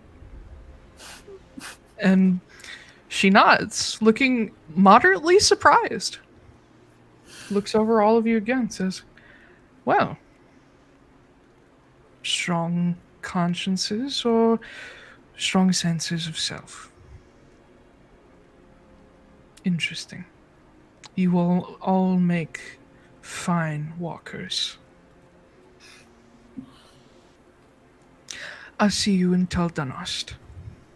And at that moment, Marin, you come back to yourself with like a blink, and you feel drained. You take 2 points of exhaustion. Oh, God. Fuck. I forgot about that. And I also need you to make a Constitution saving throw. Okay. Hold on.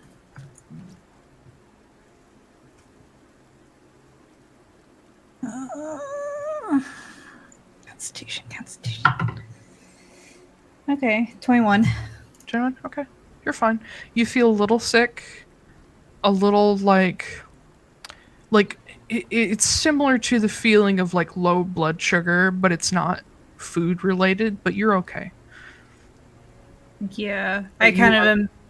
Yeah, you're on your feet. You're facing. She specifically faced you at Silas before she let go.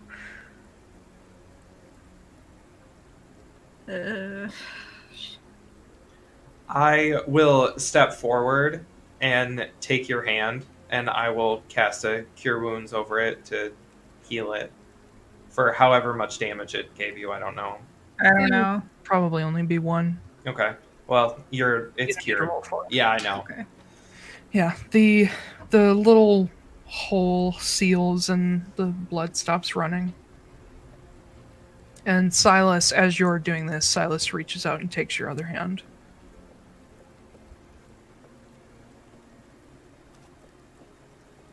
Kid. Get rid of it.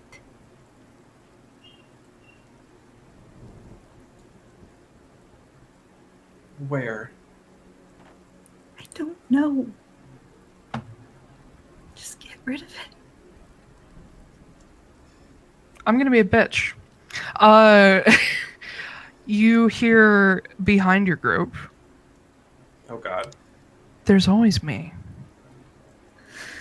Oh, no!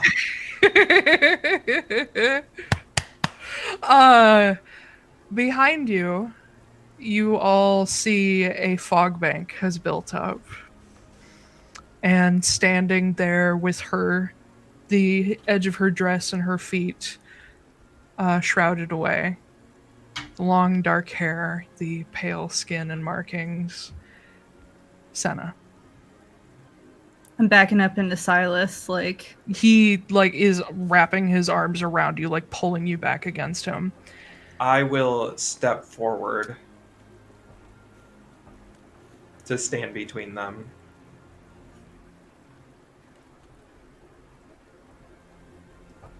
Mm-hmm. No. I would say not sure I don't think you're a good option. I thought we had a deal. And she looks at Marin. This is my staff, not hers.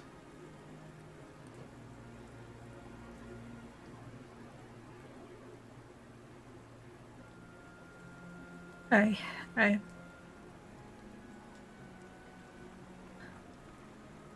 maybe there's something else. There's something else that I can do for you. Something. You already owe me one favor. Though I do see that my favor failed to work. That's troubling. Yeah. Troubling is the last thing I'd call it. We will call that debt forgiven. I'm sorry.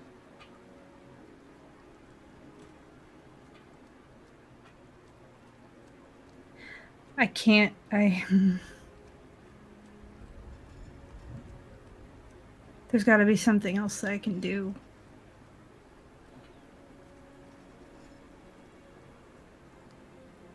Unless you want to just call it good. And she looks toward the staff. The Ordenhide in its staff form, I should have described it earlier, is similar in some ways to the Voxed hide in that it is a staff made of wood. It looks to be made of wood with vines. The central staff portion is a single, smooth, long cylinder. And then around the outside are these very thin, indestructible, but fragile looking, helixes of little tiny tan vines that they're static, they don't move, but anytime when Kit is holding the staff, they sink into the staff, so he's holding the central portion. She looks toward it, and the orb that's set into the very top, held in by these overcrossing little vines. There isn't much else I want right now. And I already know what you want. That's what it takes.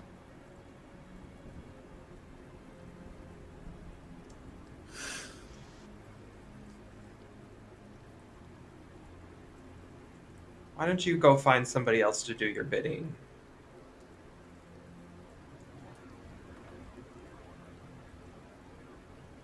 Kit, let me handle this. I'm gonna step away from Silas. I'm gonna walk toward her. I'll step to the side.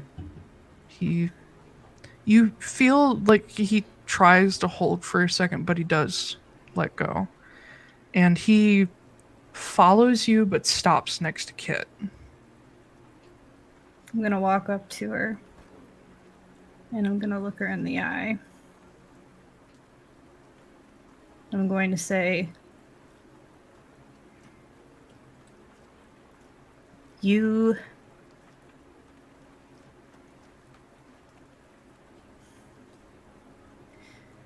asked for something in exchange for something else. I haven't gotten either of those things yet, so I owe you nothing.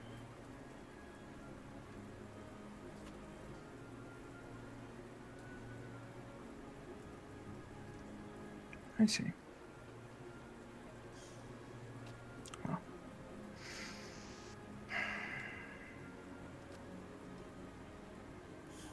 I suppose I'll just have to wait a little longer. I am sorry that I can't help you see him again. But this is bigger than that.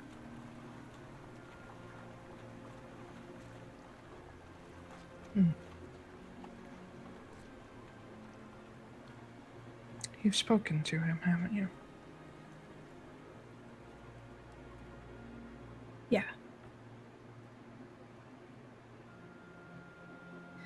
He wants you to stop.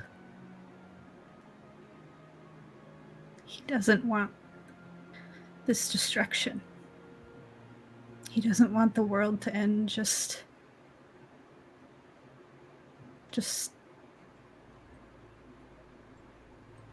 for possibility's sake.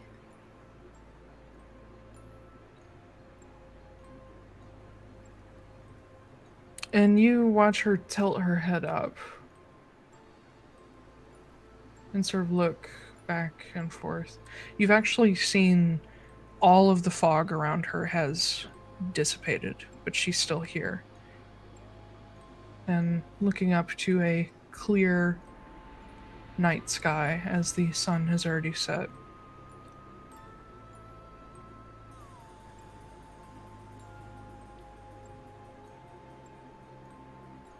So,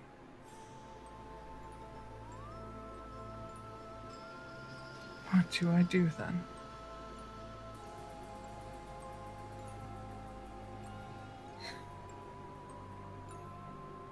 I don't know.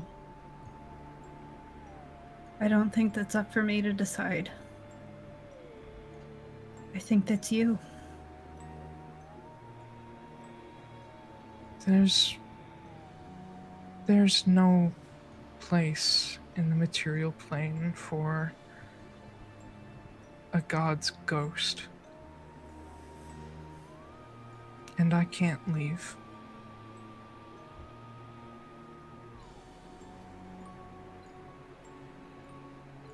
The reason that I am interested in you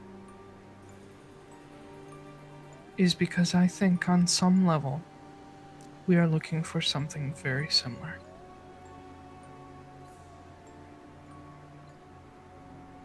Your idea of home is not a place. Neither is mine. Yours is freedom and your little sister. Mine is freedom and my husband.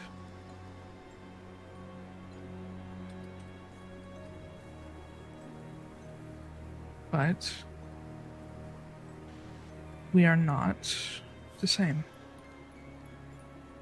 The stakes involved are very wildly different between the two of us.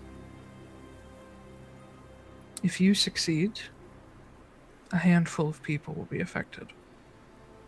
If I succeed, we don't know what will happen. But that's a gamble I decided I was willing to take a long time ago, as heartless as it sounds.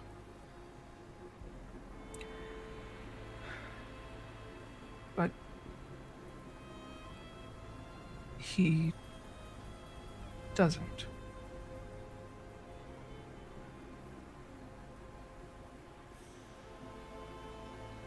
I know that if I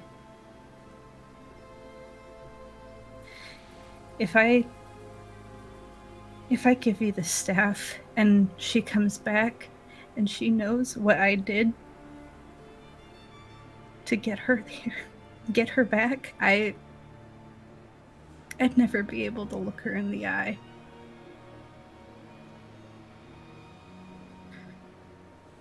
Do you think you'd be able to look at him?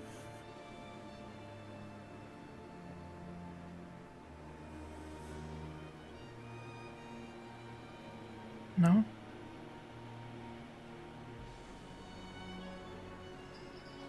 I'm not I was. That much is clear. But you'll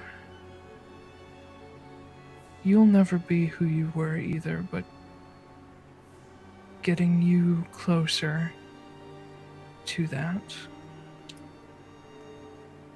won't hurt people.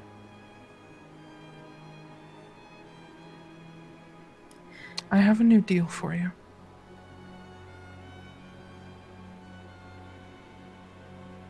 What? And you can say no. There is a place that I know you have been to before. Maybe not you, but one of your companions. After all, you recovered the Gaitha hide. There's a statue in Green Hall. And on that statue, there's a pocket watch. If one of you can bring me that, I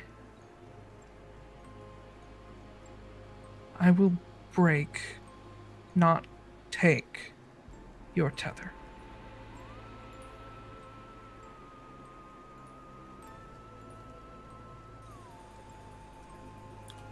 It's the only piece I have left of Talon, and I lost it. I didn't know what it was when I was Sanka, but now I remember. Can I make an insight check on her? Go ahead. Can I do the same thing? Yes. Okay. Fuck. 13. Unnatural 20. To Marin, what you see is, in some ways, a mirror of your basically most hopeless self. Kit, you do see the anger, but you also see pity. She's not lying. Okay. She may not be saying everything, Mm-hmm. but there is almost a softness when she looks at Marin. Okay. It's a trinket. You'll see if you find it. It's just a broken, old silver pocket watch. What about Sylphie? She glances at the staff again, but you see her brows furrow. The only times I've been able to bring someone back are when I have a new staff, but maybe I can help you figure out another way.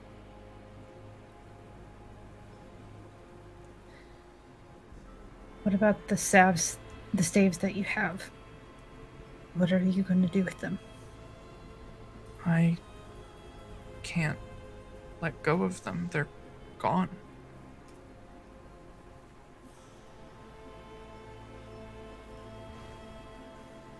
They're part of you? They're... Yes.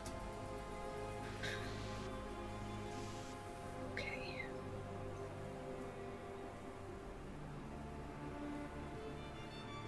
If there's anything about this... oh, excuse me, I got something in my throat. Emotions. If there's anything about this watch that we don't like, deal's off.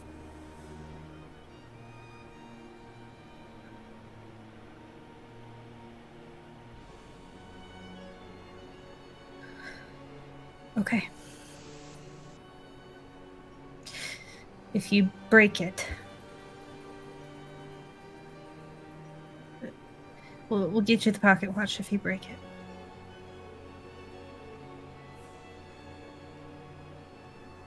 It's done.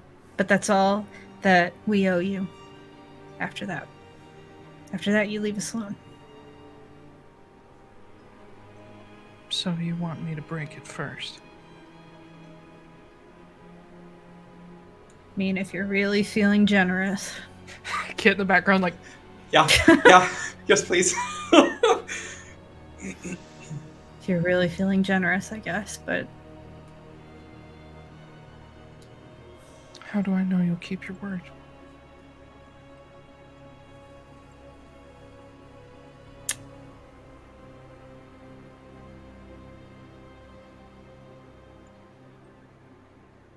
you just have to realize that I had the opportunity to end all of this right now in giving you that staff. And I didn't, because I care more about other people's lives than I do my own. That's the kind of person I am, and maybe that makes me an idiot. But it makes you a fool, not an idiot.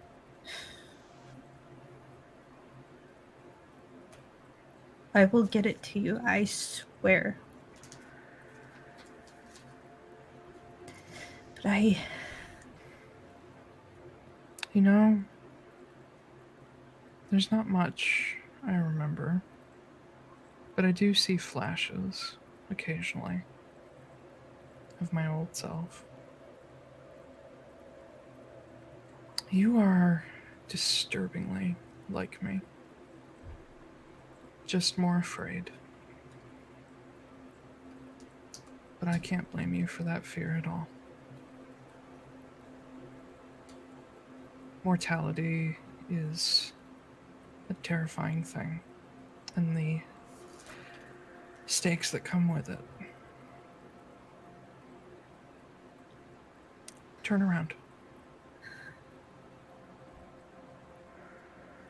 I'll turn around.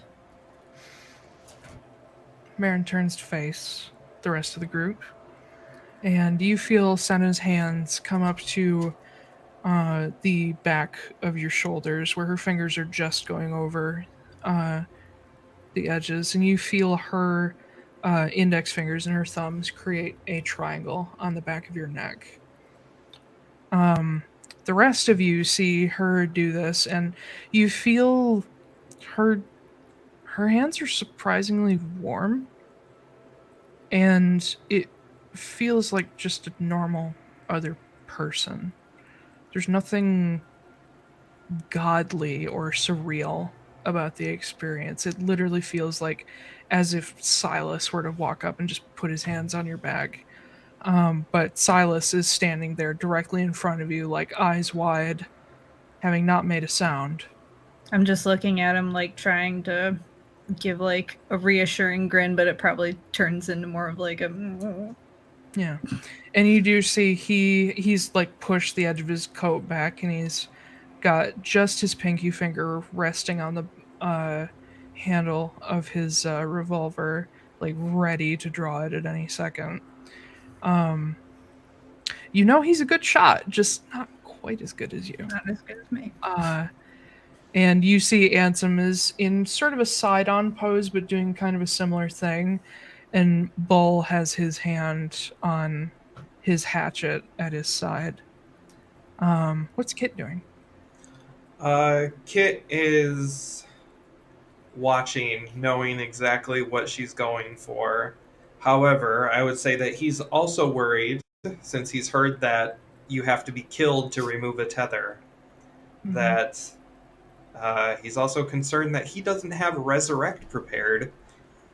Although I still have 10 days if she dies, so I could do it, but still.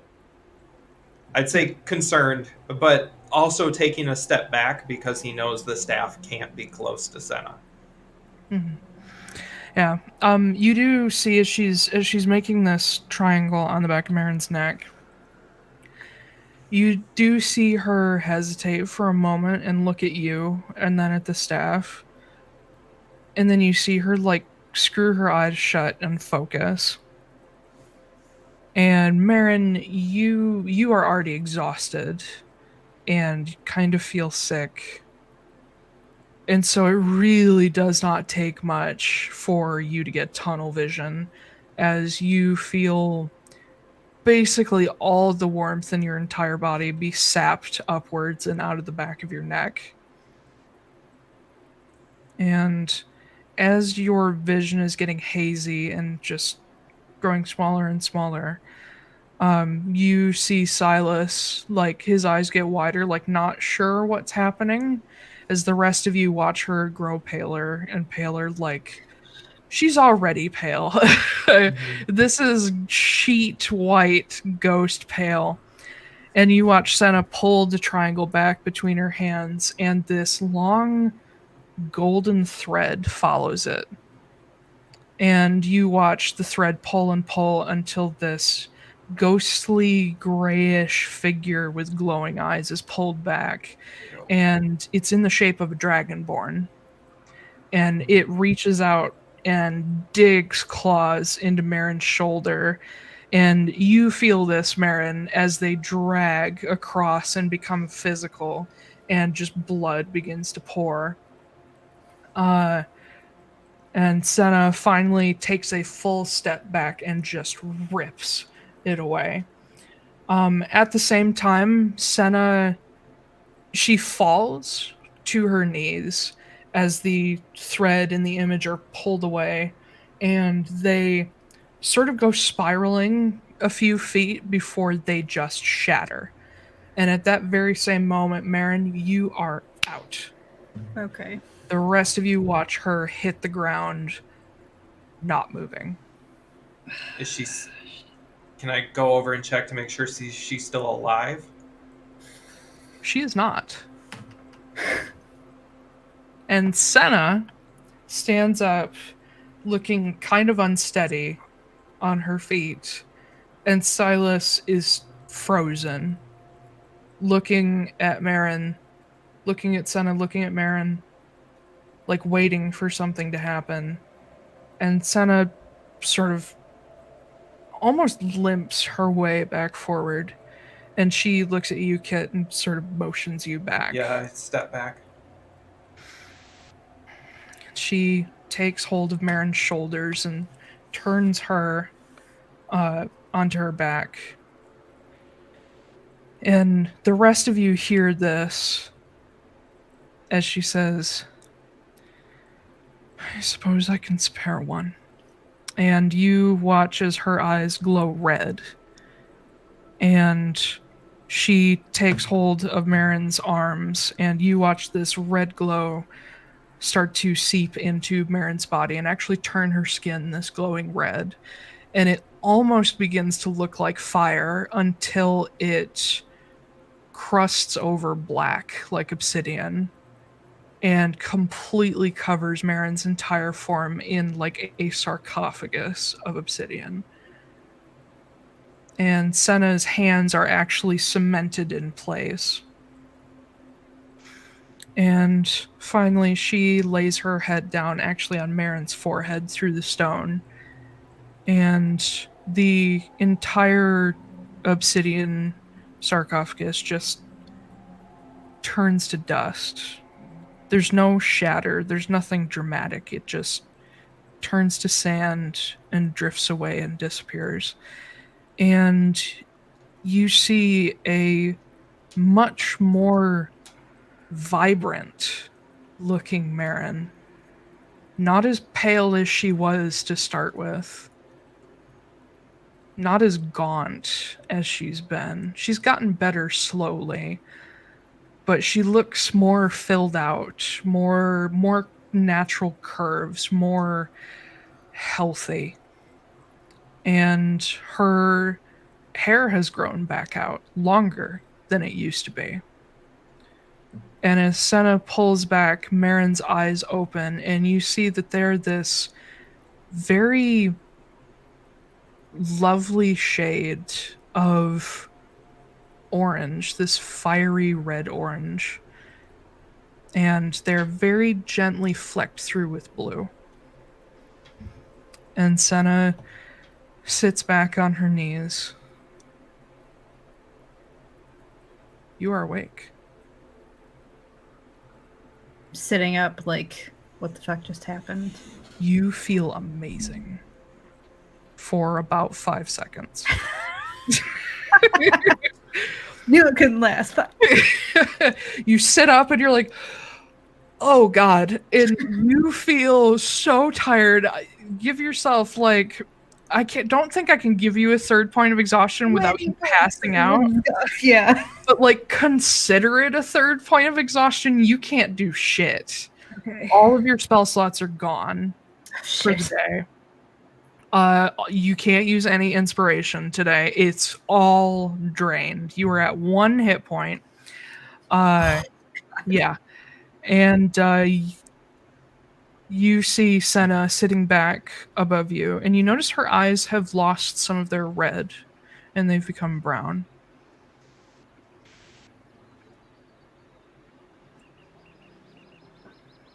Really? Really?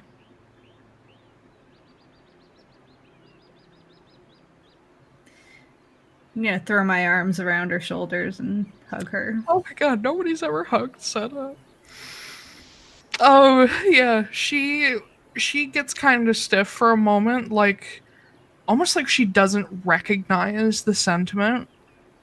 And you feel her very slowly wrap her comparatively much colder arms around you.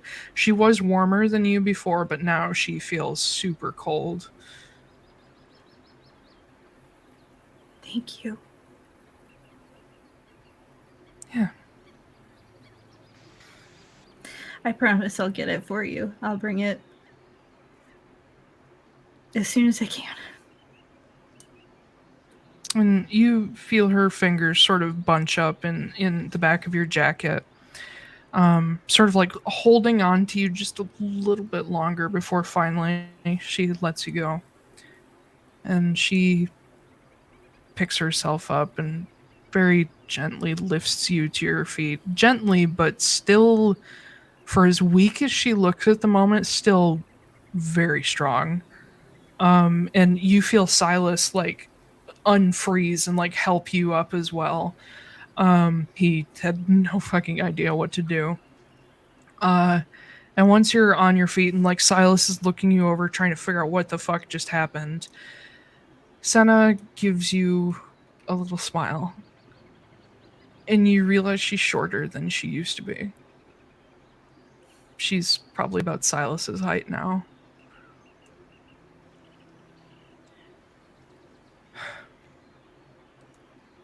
That felt good and awful. I get it. And she looks at Kit and lifts her head, sort of straightens herself up. And as she breathes in, you see her start to regain some of her height as if she's pulling herself back together. She looks at you and she points at you. She says, if you lose that staff to the Highland cult,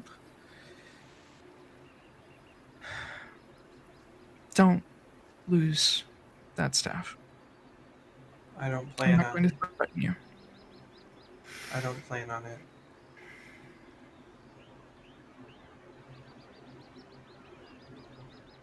She looks around, the fog still gone. I don't know what to do. I've known what to do for 1,200 years, and I don't know what to do. Can I make a suggestion? Please. Go talk to Kenna. See what good you can do in the world. If it felt good to help her, it should feel good to help others. You get to do something new. And you actually see tears just start streaming down her face. And she kind of half chuckles and says, well, I suppose I can maybe take a page out of her book. If she doesn't destroy me the moment she sees me. I haven't been to Haven in a very long time.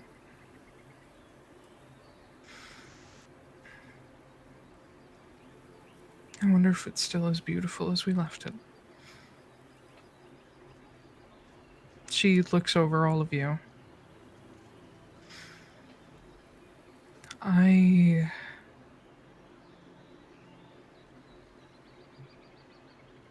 sorry. Tell Dee I'm sorry. No, I'll tell her.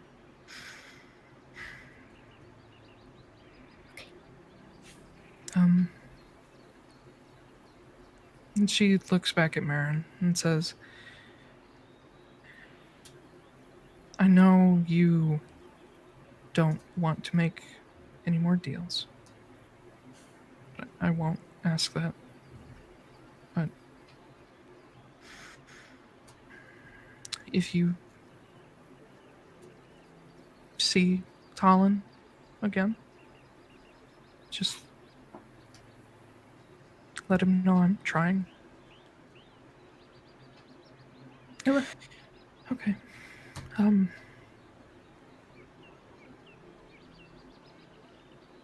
was going to say I'm going home, but I'm going to go figure out where home is. And I hope you all do too. Goodbye. And she walks away. Just fades.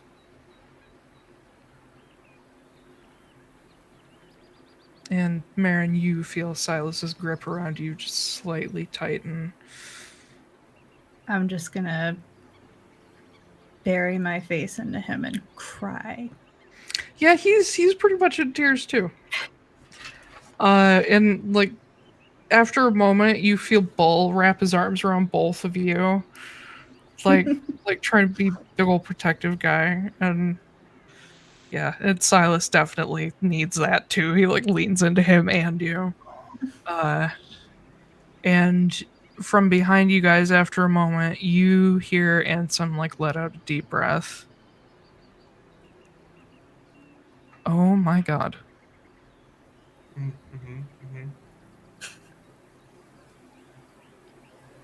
Marin.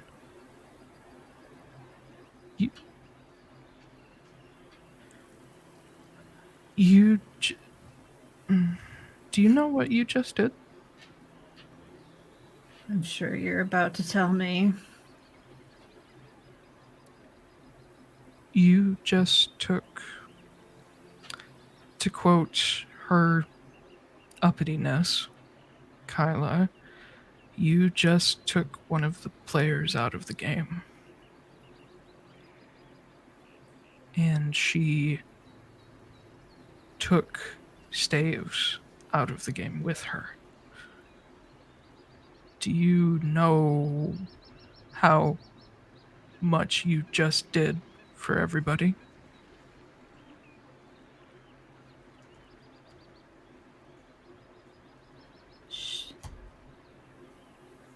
I don't know.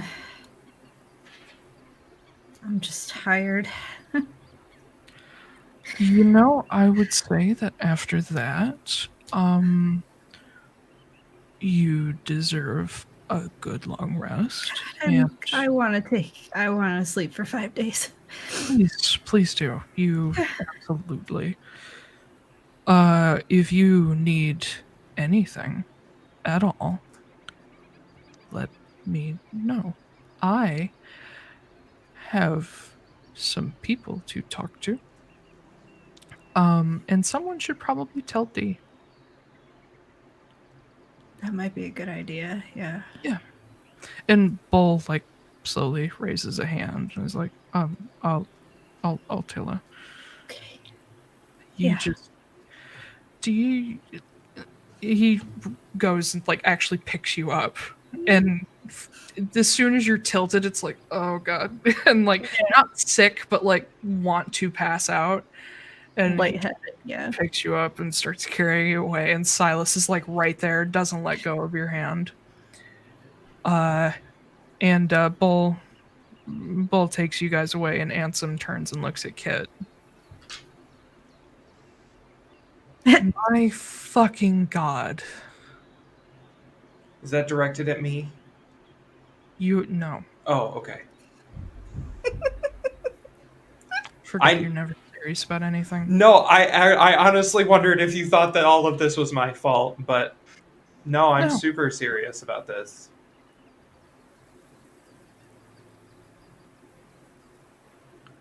We don't have to fight Senna anymore.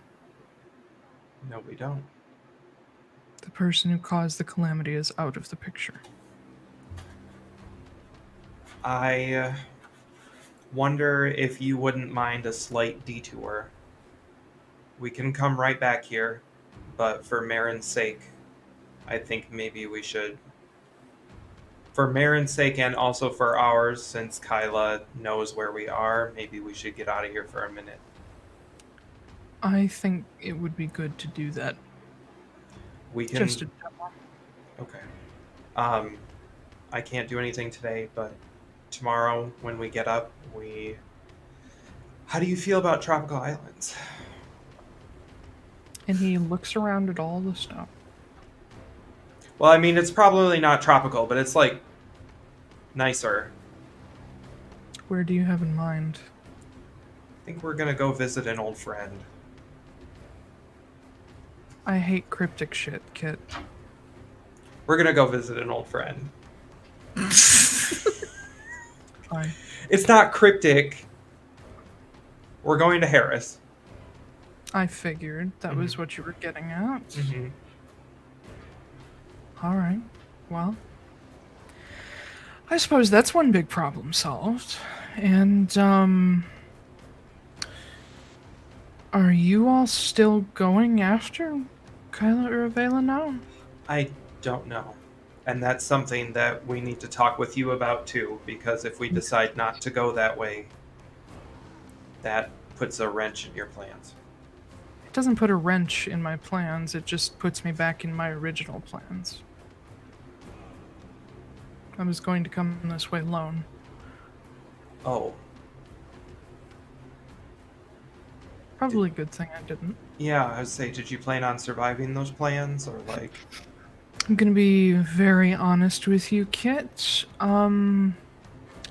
Things are bad, and I did not care that much. Okay. If we're going to be honest with each other. I feel like we've already met our death quota for a while, so let's like keep that on the DL for a little bit.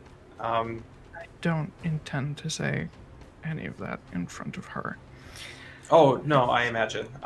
So we'll figure it out as we go, but I think Kyla is expecting us, and I don't want to walk into an ambush. You make a very good point. And She certainly knows I'm coming, so maybe, Yeah. What happened tonight was the last thing anyone expected in the entire world. Literally. Literally. So, I think getting out of here and doing something else for a minute might be a better idea. Yes.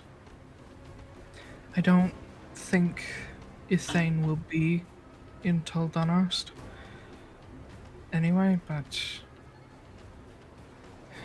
it was in hopes of finding documents that the cult had, but it was a vain hope. So I think I can safely skip the location. Okay. We'll talk about what to do next once everybody is on their feet and feeling better. And then, once we figure all that out and manage not to die, maybe I can help you all figure out a way to get your friend back. Well, I don't know how, but I think I may know where to start asking. I have some ideas as well, but I do not have the power to do it. Very, very few people do, and the few who do don't have the means. It's just a matter of finding them and giving them the means. Okay. But who knows, maybe by the time we get there, you will have the means and the power. Maybe. You seem to be going along quite quickly. I roll my thumb. I'm going to go counterclockwise over the orb to turn it back into an orb. Does that work? Yes, Oh, perfect. I'll go wax on, wax off. Yeah. I'll just Yeah. be like look at my hand and be like, this is a little obvious, isn't it? Yes. Do you think the staff is less obvious? It's a very strange and unlikely staff, but having the staff out means people who know what they're looking for will see it. So what I suggest you do, Mhm. and he sort of motions to himself. He says, "Back before I had this prosthetic, I used to walk around with my arm in my the front of my shirt, so Oh. it was there in like a sling. You can pass that off as if your arm is broken. That way, no one questions it. Or if they do question it, you can say you fell or something stupid. I don't know. Hmm. It's a better cover than looking like you have a club hand inside of a glove. I'm doing the best I can, man. I didn't say it was your fault. Do I have to dress as dark and broody as everybody in order to pull that off, or like? It helps to wear a jacket. Oh my god. They're gonna kick me out of the tribe. Alright. Well, I guess we should probably buy a jacket. We can get one in your, like, deer skin, what have you, colors. I have this really sweet javelin. Do you want to go kill one real quick? It's gonna be all burnt. One, that takes a very long time to turn that into a jacket. And two, you're in Hjolmenir, where some of the finest artisans on the continent live. I could buy one, I guess. And they're Dulmarg, so I'm sure it will suit your aesthetic. That's the most important thing about this entire trip. Aesthetic. Hashtag aesthetic. Yeah. Um, But he Okay. he sort of steps past you and begins making his way back toward the palisade. I don't know about you, but it's... He looks at the sky. I don't know what fucking time it is, but it's... I'm tired. no, same. Yeah. Do you want? It's like 3 o'clock. Oh yeah. 3 or 4. Do you want to ride back, or like, are you cool No. with walking? Oh, okay. All right. Cool. I appreciate the gesture, though. It's very kind. Yep. Last bit as Ansem and Kit head into the village to find food and then bed. I have like tucked my arm into my crop top. I think halfway along, Ansem turns and looks at you. It Takes looks off like his you're jacket. getting far. He takes off his jacket and just like puts it around you and like puts one arm through the sleeve, very Orin style. Yeah. And like have you like with a sling like bit of cloth, just have your arm tucked in. So the other sleeve is free. He's like, there, now you look weird. Let's go. But back at the mead hall where you guys are staying, Marin, you have been very gently set down by Bull, and he... What? I'm tucked into bed. Yes. Well, he kind of left that to Silas, but yeah, Bull got you there and was like, do you need help, Silas? And Silas just like, I think I've got it handled. And Bull just quietly goes after like giving you like a little pat on your hand and very quiet, like, good job. And he leaves. He doesn't know what else to say. But I feel like a Bull good job is worth like 1,000,000 like of anybody else's good jobs. And Silas like gets you tucked in after like getting off dirty clothes and whatnot, so you're just in like comfortable stuff. Tucks you in, and after he does that, he realizes how tired he is, and he just climbs in next to you. I'm gonna just put my forehead against his. You're an idiot. I'm a free idiot. You're a free idiot, yeah. I know. I love you. I love you too. I wouldn't have gotten this far without you. I was going to say something smart, but then I realized the same was true of you.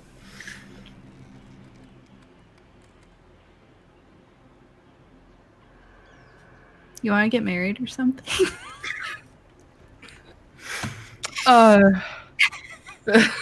Technically, you died, so you're divorced now. Yeah. Yeah, he's a widow. You're a widower. To death do us part. Well, fuck, Yeah. it's over. We have to do it again, I guess. I don't want Arnulf to show up again. We don't have to let him know.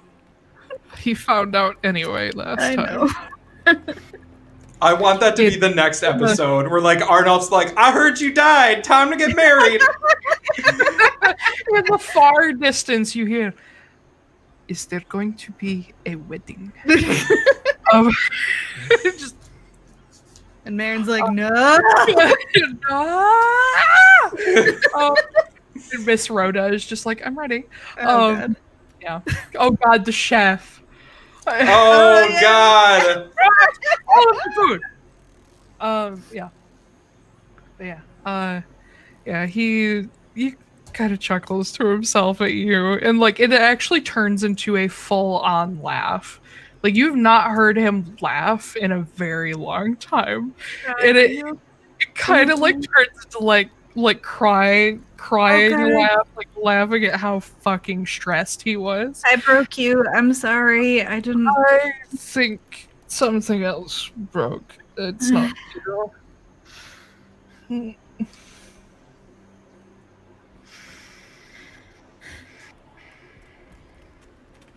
Now we get to figure out your stuff. Yeah, we do. But we haven't finished with your... There's a few things, I guess, that I still need to do, but that was also low priority.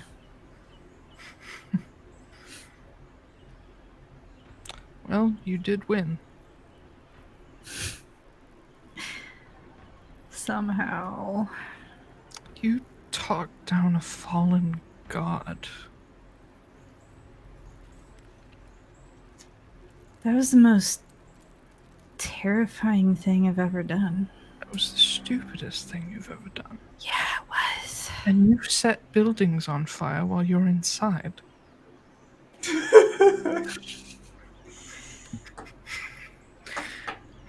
I don't know. How are you my wife? mean, I don't know.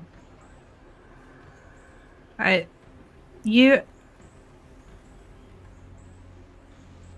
don't even know. Sigh. It's fair. It's fair. There's nothing else I could do.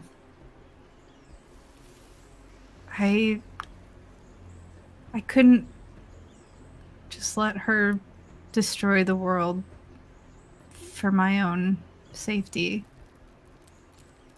I was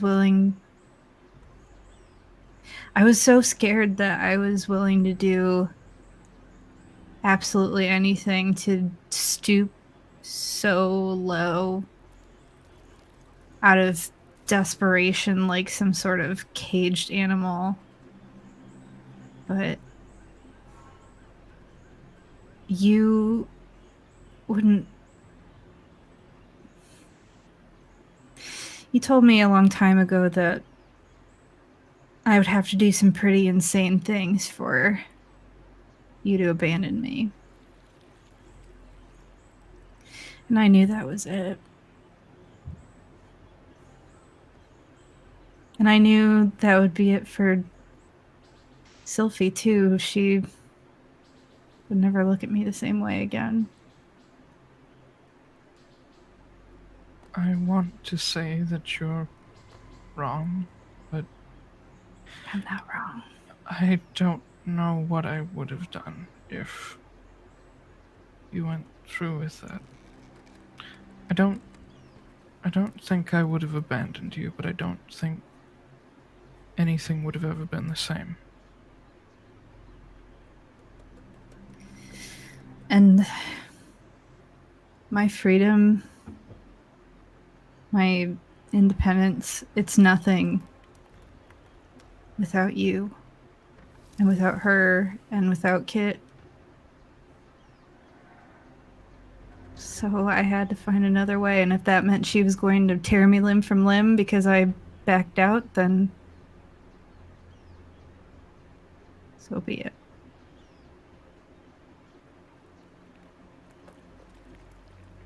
I really am an idiot. No, darling, that's what we call a hero.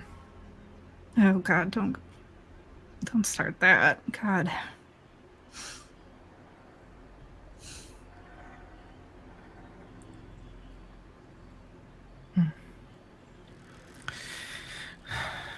Our problems aren't gone, but at least there's one person out of the way, and there's another that can't literally or figuratively get her claws into you anymore. Yeah. And if she tries, I will blow them off. Not if I get there first, and I am more accurate, so. Within millimeters. Still more accurate. You are. For now.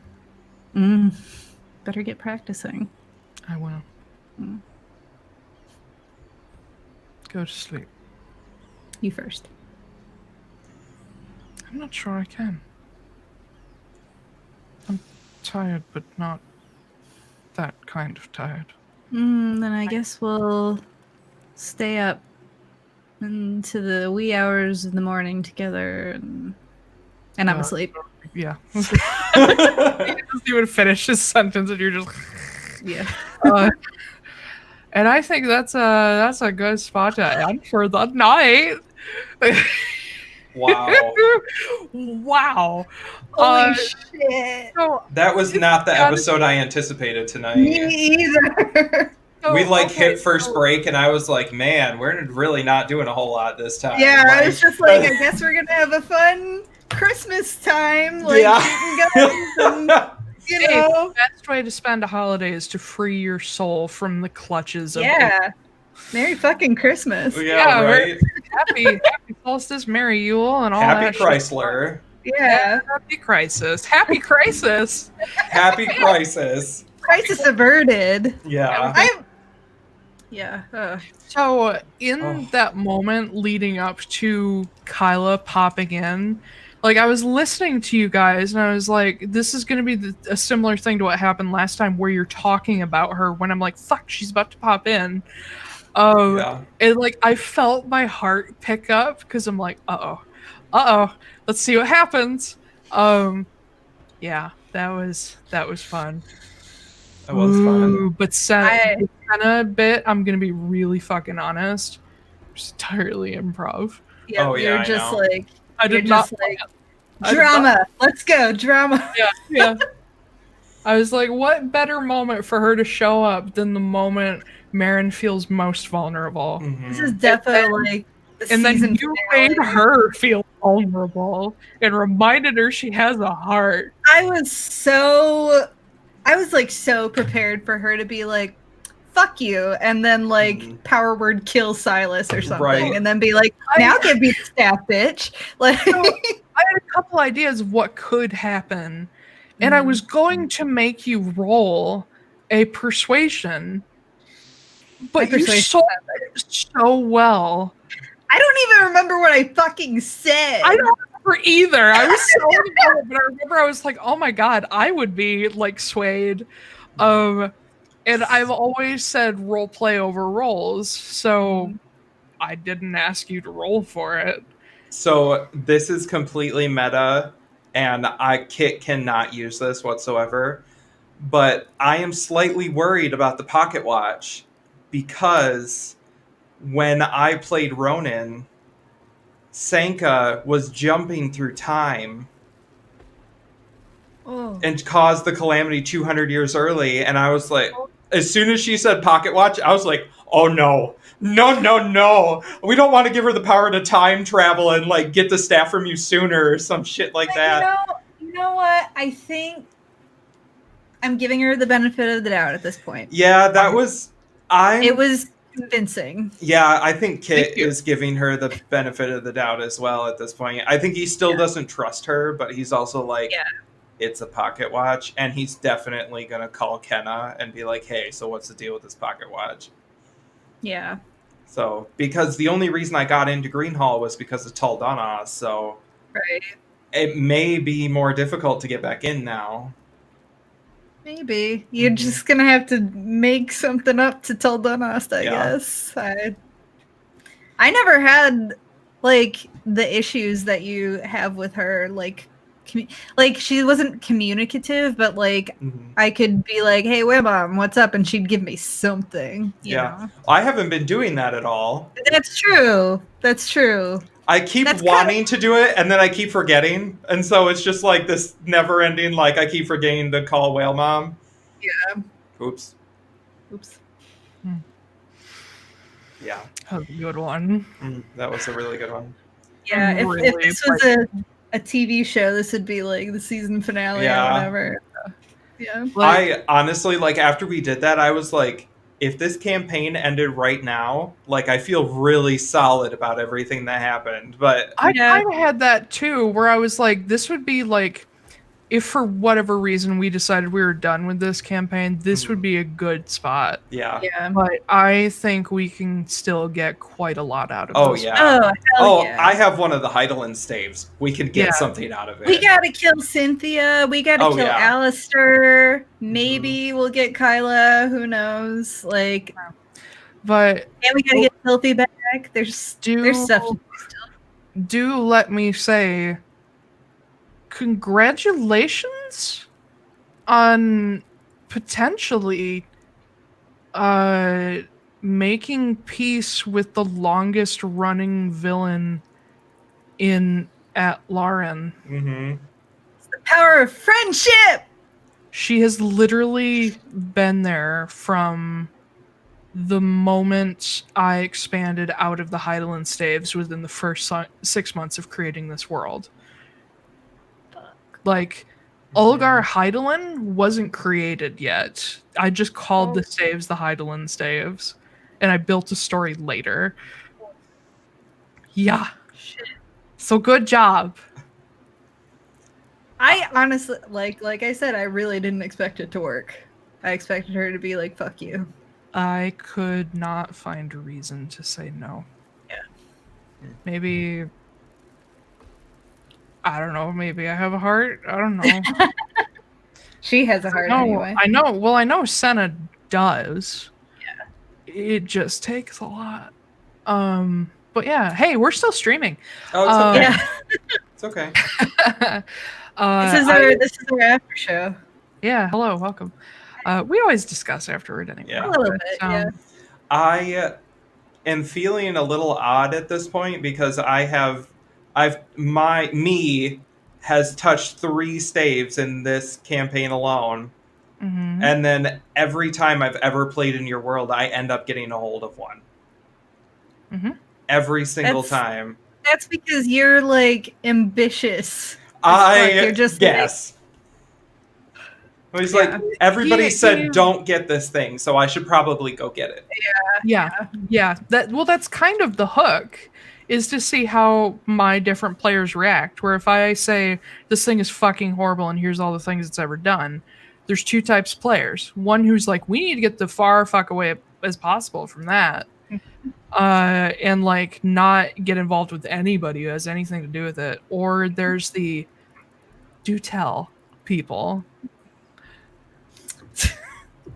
But that also goes along with Kit's character though too. Yeah. Like he's really wants. He's curious, but he also like wants to like do something with his life and not just back off and let the world burn around him for his own comfort. Mm-hmm.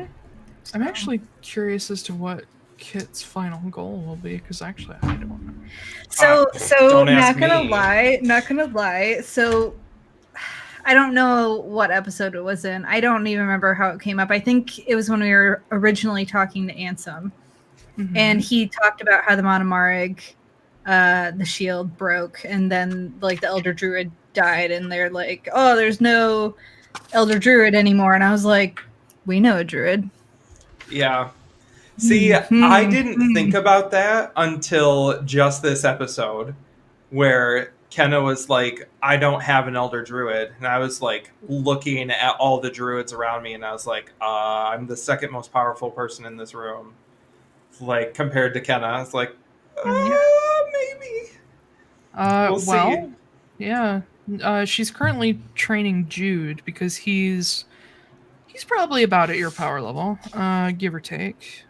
And then there's a couple other like potentials she's looked at, but what she's trying to find are people who won't fuck it up.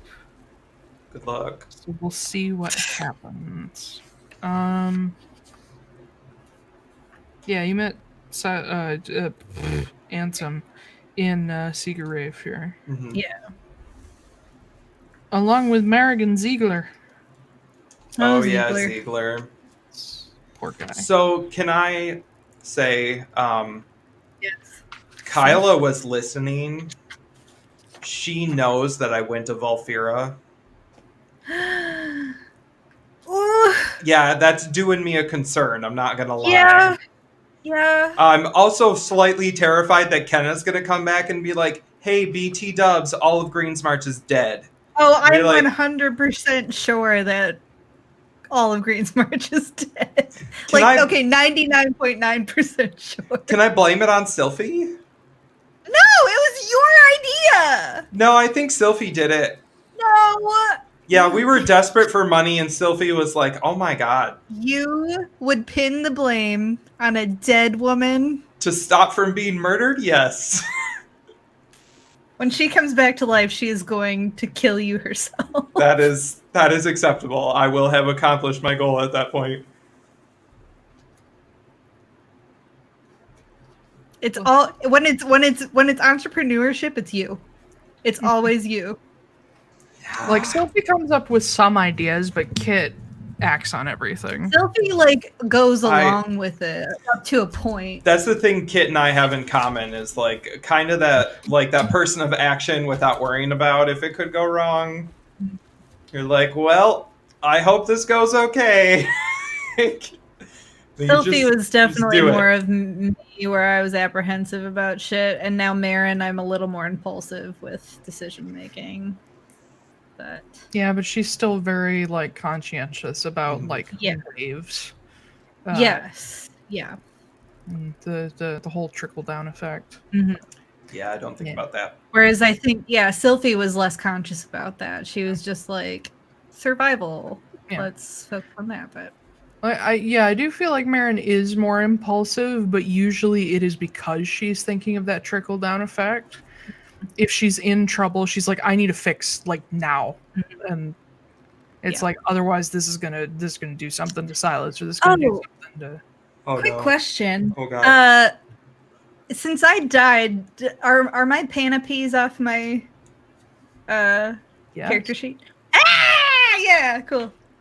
Hey, you're no longer an addict anymore. Woo! I was about to say, because I was like, when we were doing, like, getting more of the Pana stuff involved, I'm like, Marin cannot survive being fucking tethered, being in the debt of a huge god, and all the other shit in her life, and be a drug addict. There has to be a line. We have to, those other things are exactly the reason why you would become a drug addict. Yeah. Yes, but like, holy shit, when she needs Negativity leads to negativity, man. Yeah. No, she does not have any of that anymore. She is more like filled out, like more muscular, but also a little more like curvy now. She's like back to herself before she died the first time. Little more tan skin, because I mean she used to live on an island. Like you get a lot of sun even on an island like that. The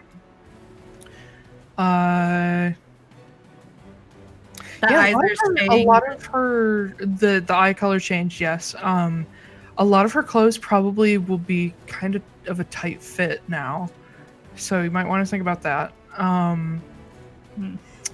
What else? She would be missing not all, but a lot of scars. I was gonna say, I thought you were gonna say like a finger or something. I'm like, No. Yeah,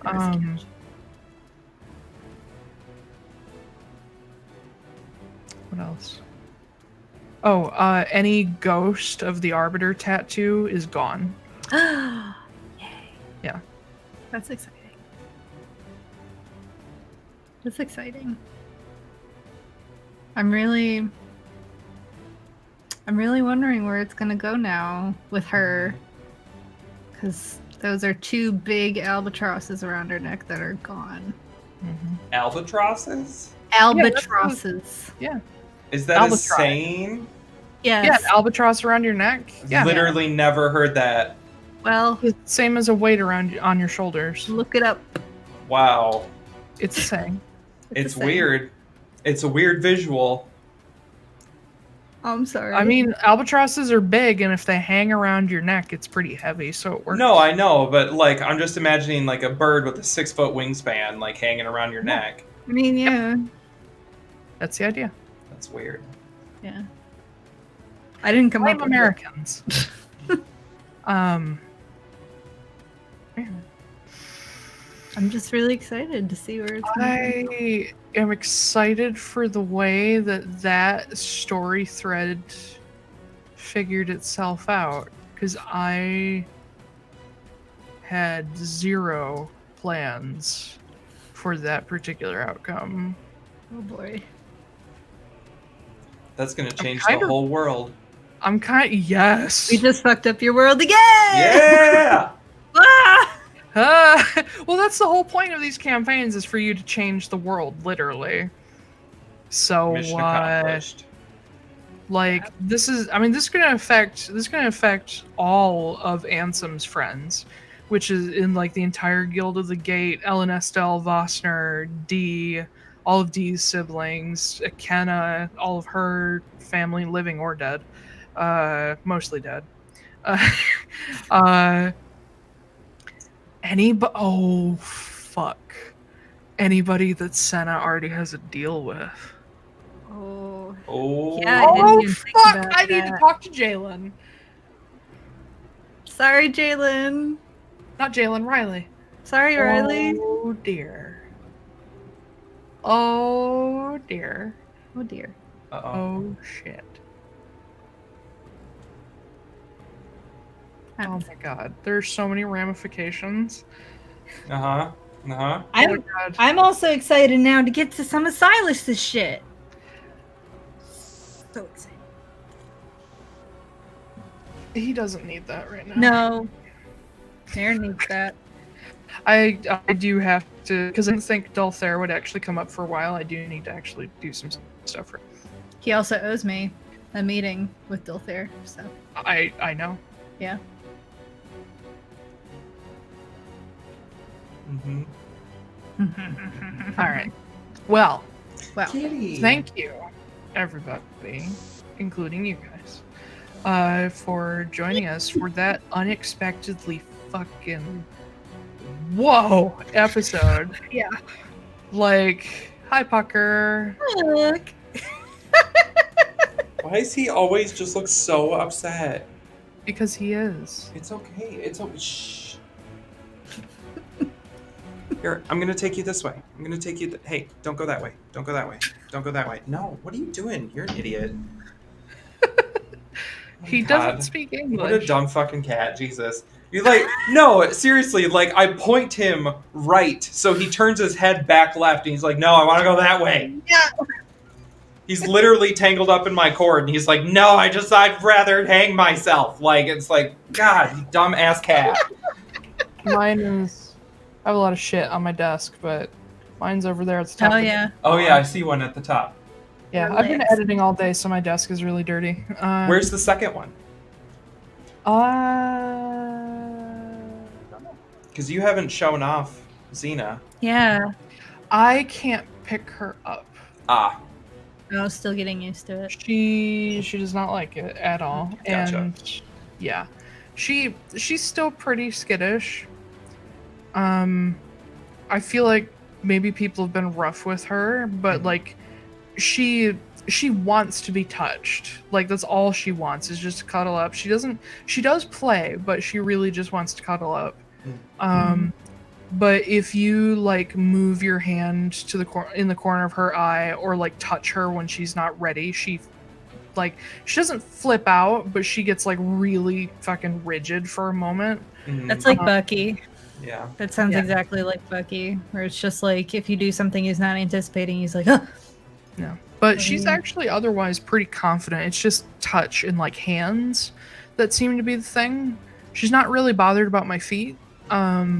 And I mean, the other day she fucking flipped Titan across the room, and he's like almost twice her size. That's funny. Yeah. P.S. Puck is now cleaning himself voraciously because I touched He's him. like, ew, he touched me. Yeah. You always do that when you touch him? Yeah. Not when we cuddle. When we cuddle and I pet him, he's fine. But like if I like hold him, he's like, what? Like, Get it off me. This pleb. Yeah. Stink. Oh. Anyway, we should probably end the stream. Oh yeah. Yeah, I'm gonna try to. I have some other shit to do first, but I'm gonna try to edit this one quickly so that like I can watch it back because I forgot everything. Oh, me too. Yep. Like Everything's all of the emotion blocked the memory making. So I was so close to tears, like just the I whole heard time. it. I was heard just it. Like I almost was too. I legit thought that you were going to end the episode when I told Kit to get rid of the staff, like, and be I thought like, so and that's too. where we're gonna end. And then I was gonna be like, oh boy, but then I thought you were gonna end it. I thought you were gonna end it when Oh, Senna showed up. Oh, You're that like, too. you turn around and see Senna, and then you're like, and next week. I thought about it. I really thought about giving you guys a cliffhanger, but then I realized I would break my own heart if I did that. Like it's been a rough month, and motherfucker, I just want my happy stories. Yeah. So, yeah, I don't think I would have been able to handle a fucking cliffhanger like that. I really didn't want to leave you with that kind of stress. Also, Yeah, we were in the moment. I don't feel Yeah. stressed about this, but okay. I feel like I Taiylor- don't think they were talking about you, okay? Yeah, fuck off. We'll get to Kit's thing later. Yeah. That's fine. We had 2 episodes of Kit. Let's have 40 episodes of Marin. That sounds about right. Yeah. No, I'm kidding. It's No. just Marin's thing is the more like has been the more like, oh fuck, we need to fix this Driving. now thing. Mhm. Well, it's been like the driving thing, like Yeah. since we started streaming, Yeah, at least. that's okay. We Like- can focus on Marin while I slowly procure a bunch of problems in the background. And That's kind of what I think we're going for. Is Yeah. Kit is going to slowly gather problems until they can't be ignored anymore. Mhm. But no, I genuinely like had a moment where my eyes got like a little watery as Senna. I saw that. I saw a Mhm. couple like, oh, Not are they gonna not because I was acting her, but because I love her so much. I'd never tell my players this because I feel like they think I'm playing against them with her. But Senna is consistently my favorite character in this world that I've ever made. And I love her so much because I know what's going on in her head Mhm. and like how fucking broken she is. Mhm. And I did not expect somebody to get past all the broken shards and all the shit and say, let me appeal to the heart that is still there. And I was like, oh my god, somebody thinks she still has a heart. Oh, good. Yeah. So, yay. Okay.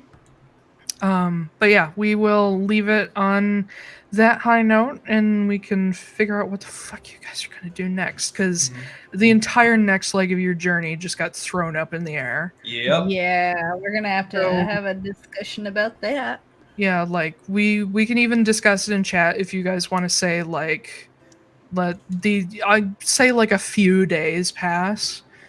Yeah. You guys could even spend the rest of Yule in Hjolmanir if you so chose. But we'll talk about it, and you guys can sort of say like we want to talk to each other about this, or you know. Yeah. I definitely think that needs to happen in character.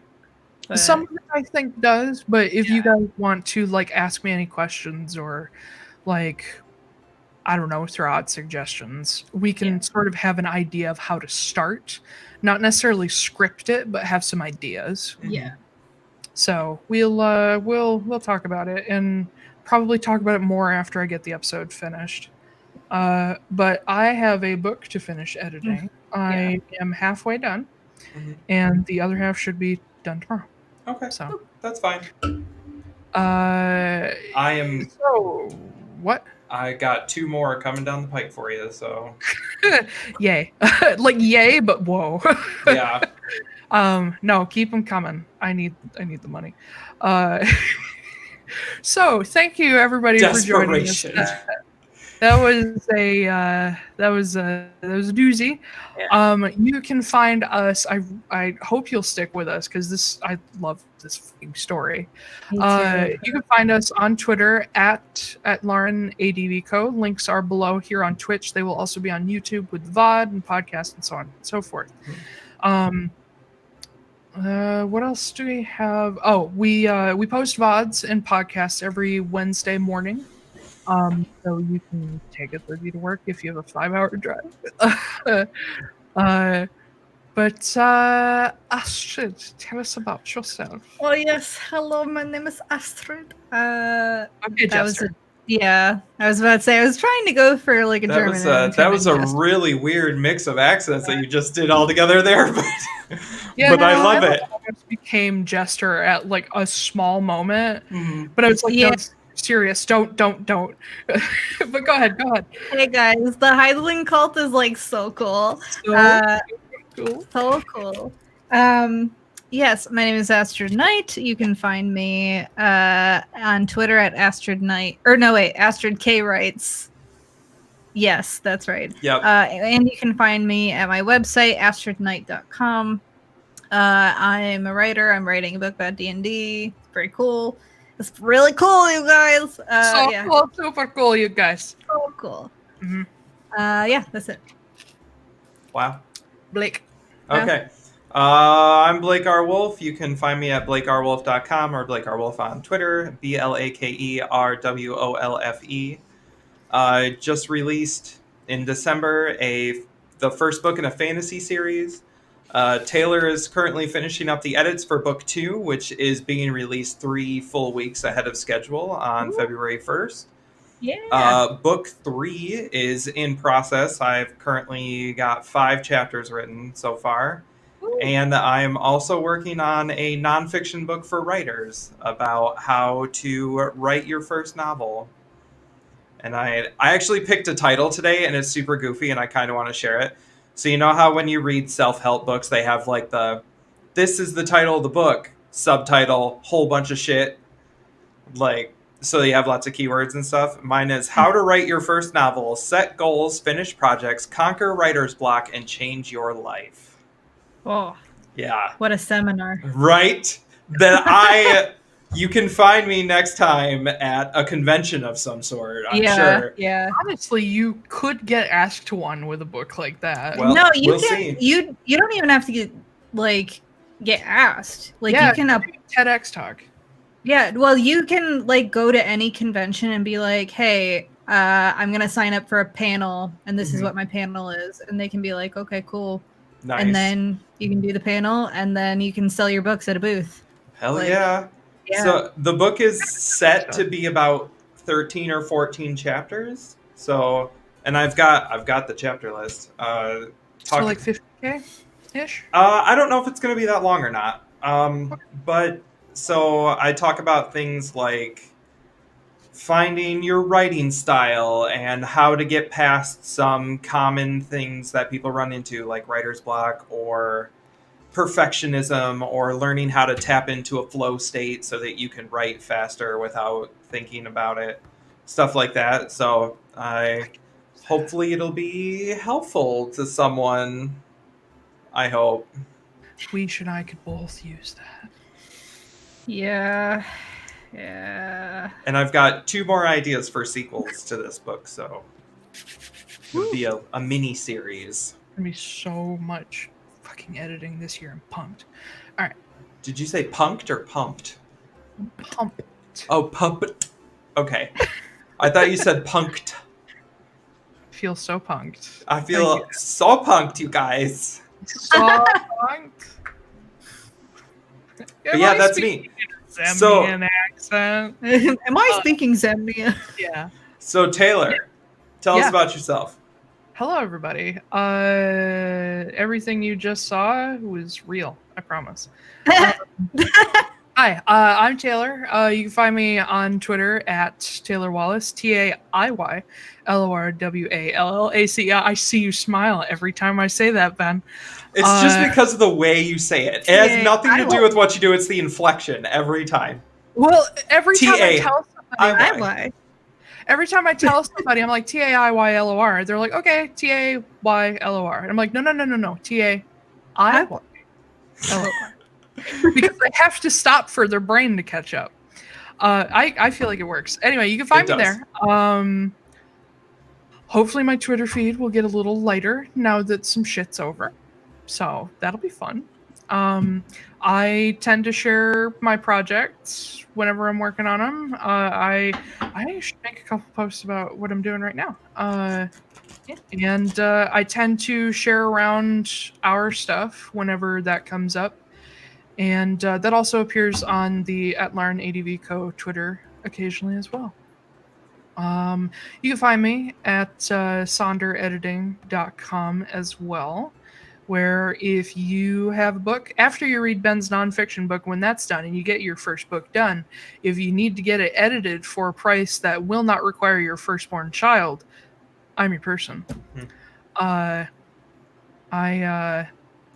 feel like it's not okay that writers get, price blocked out of having good input.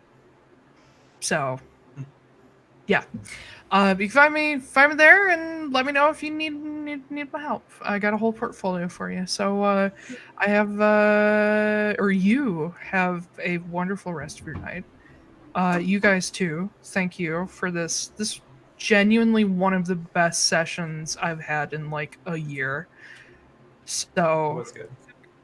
so fucking good. I'm so excited. And I'm so inspired. I got a lot of writing to do. But thank you everybody again for joining us. We will see you next week, Saturday. That'll be, what is that, the 30th, at 5 p.m. sharp here on Twitch Eastern Time. And look for the VOD on Wednesday. All Links right. below. Take us out. All right. Well, we'll see you guys next week.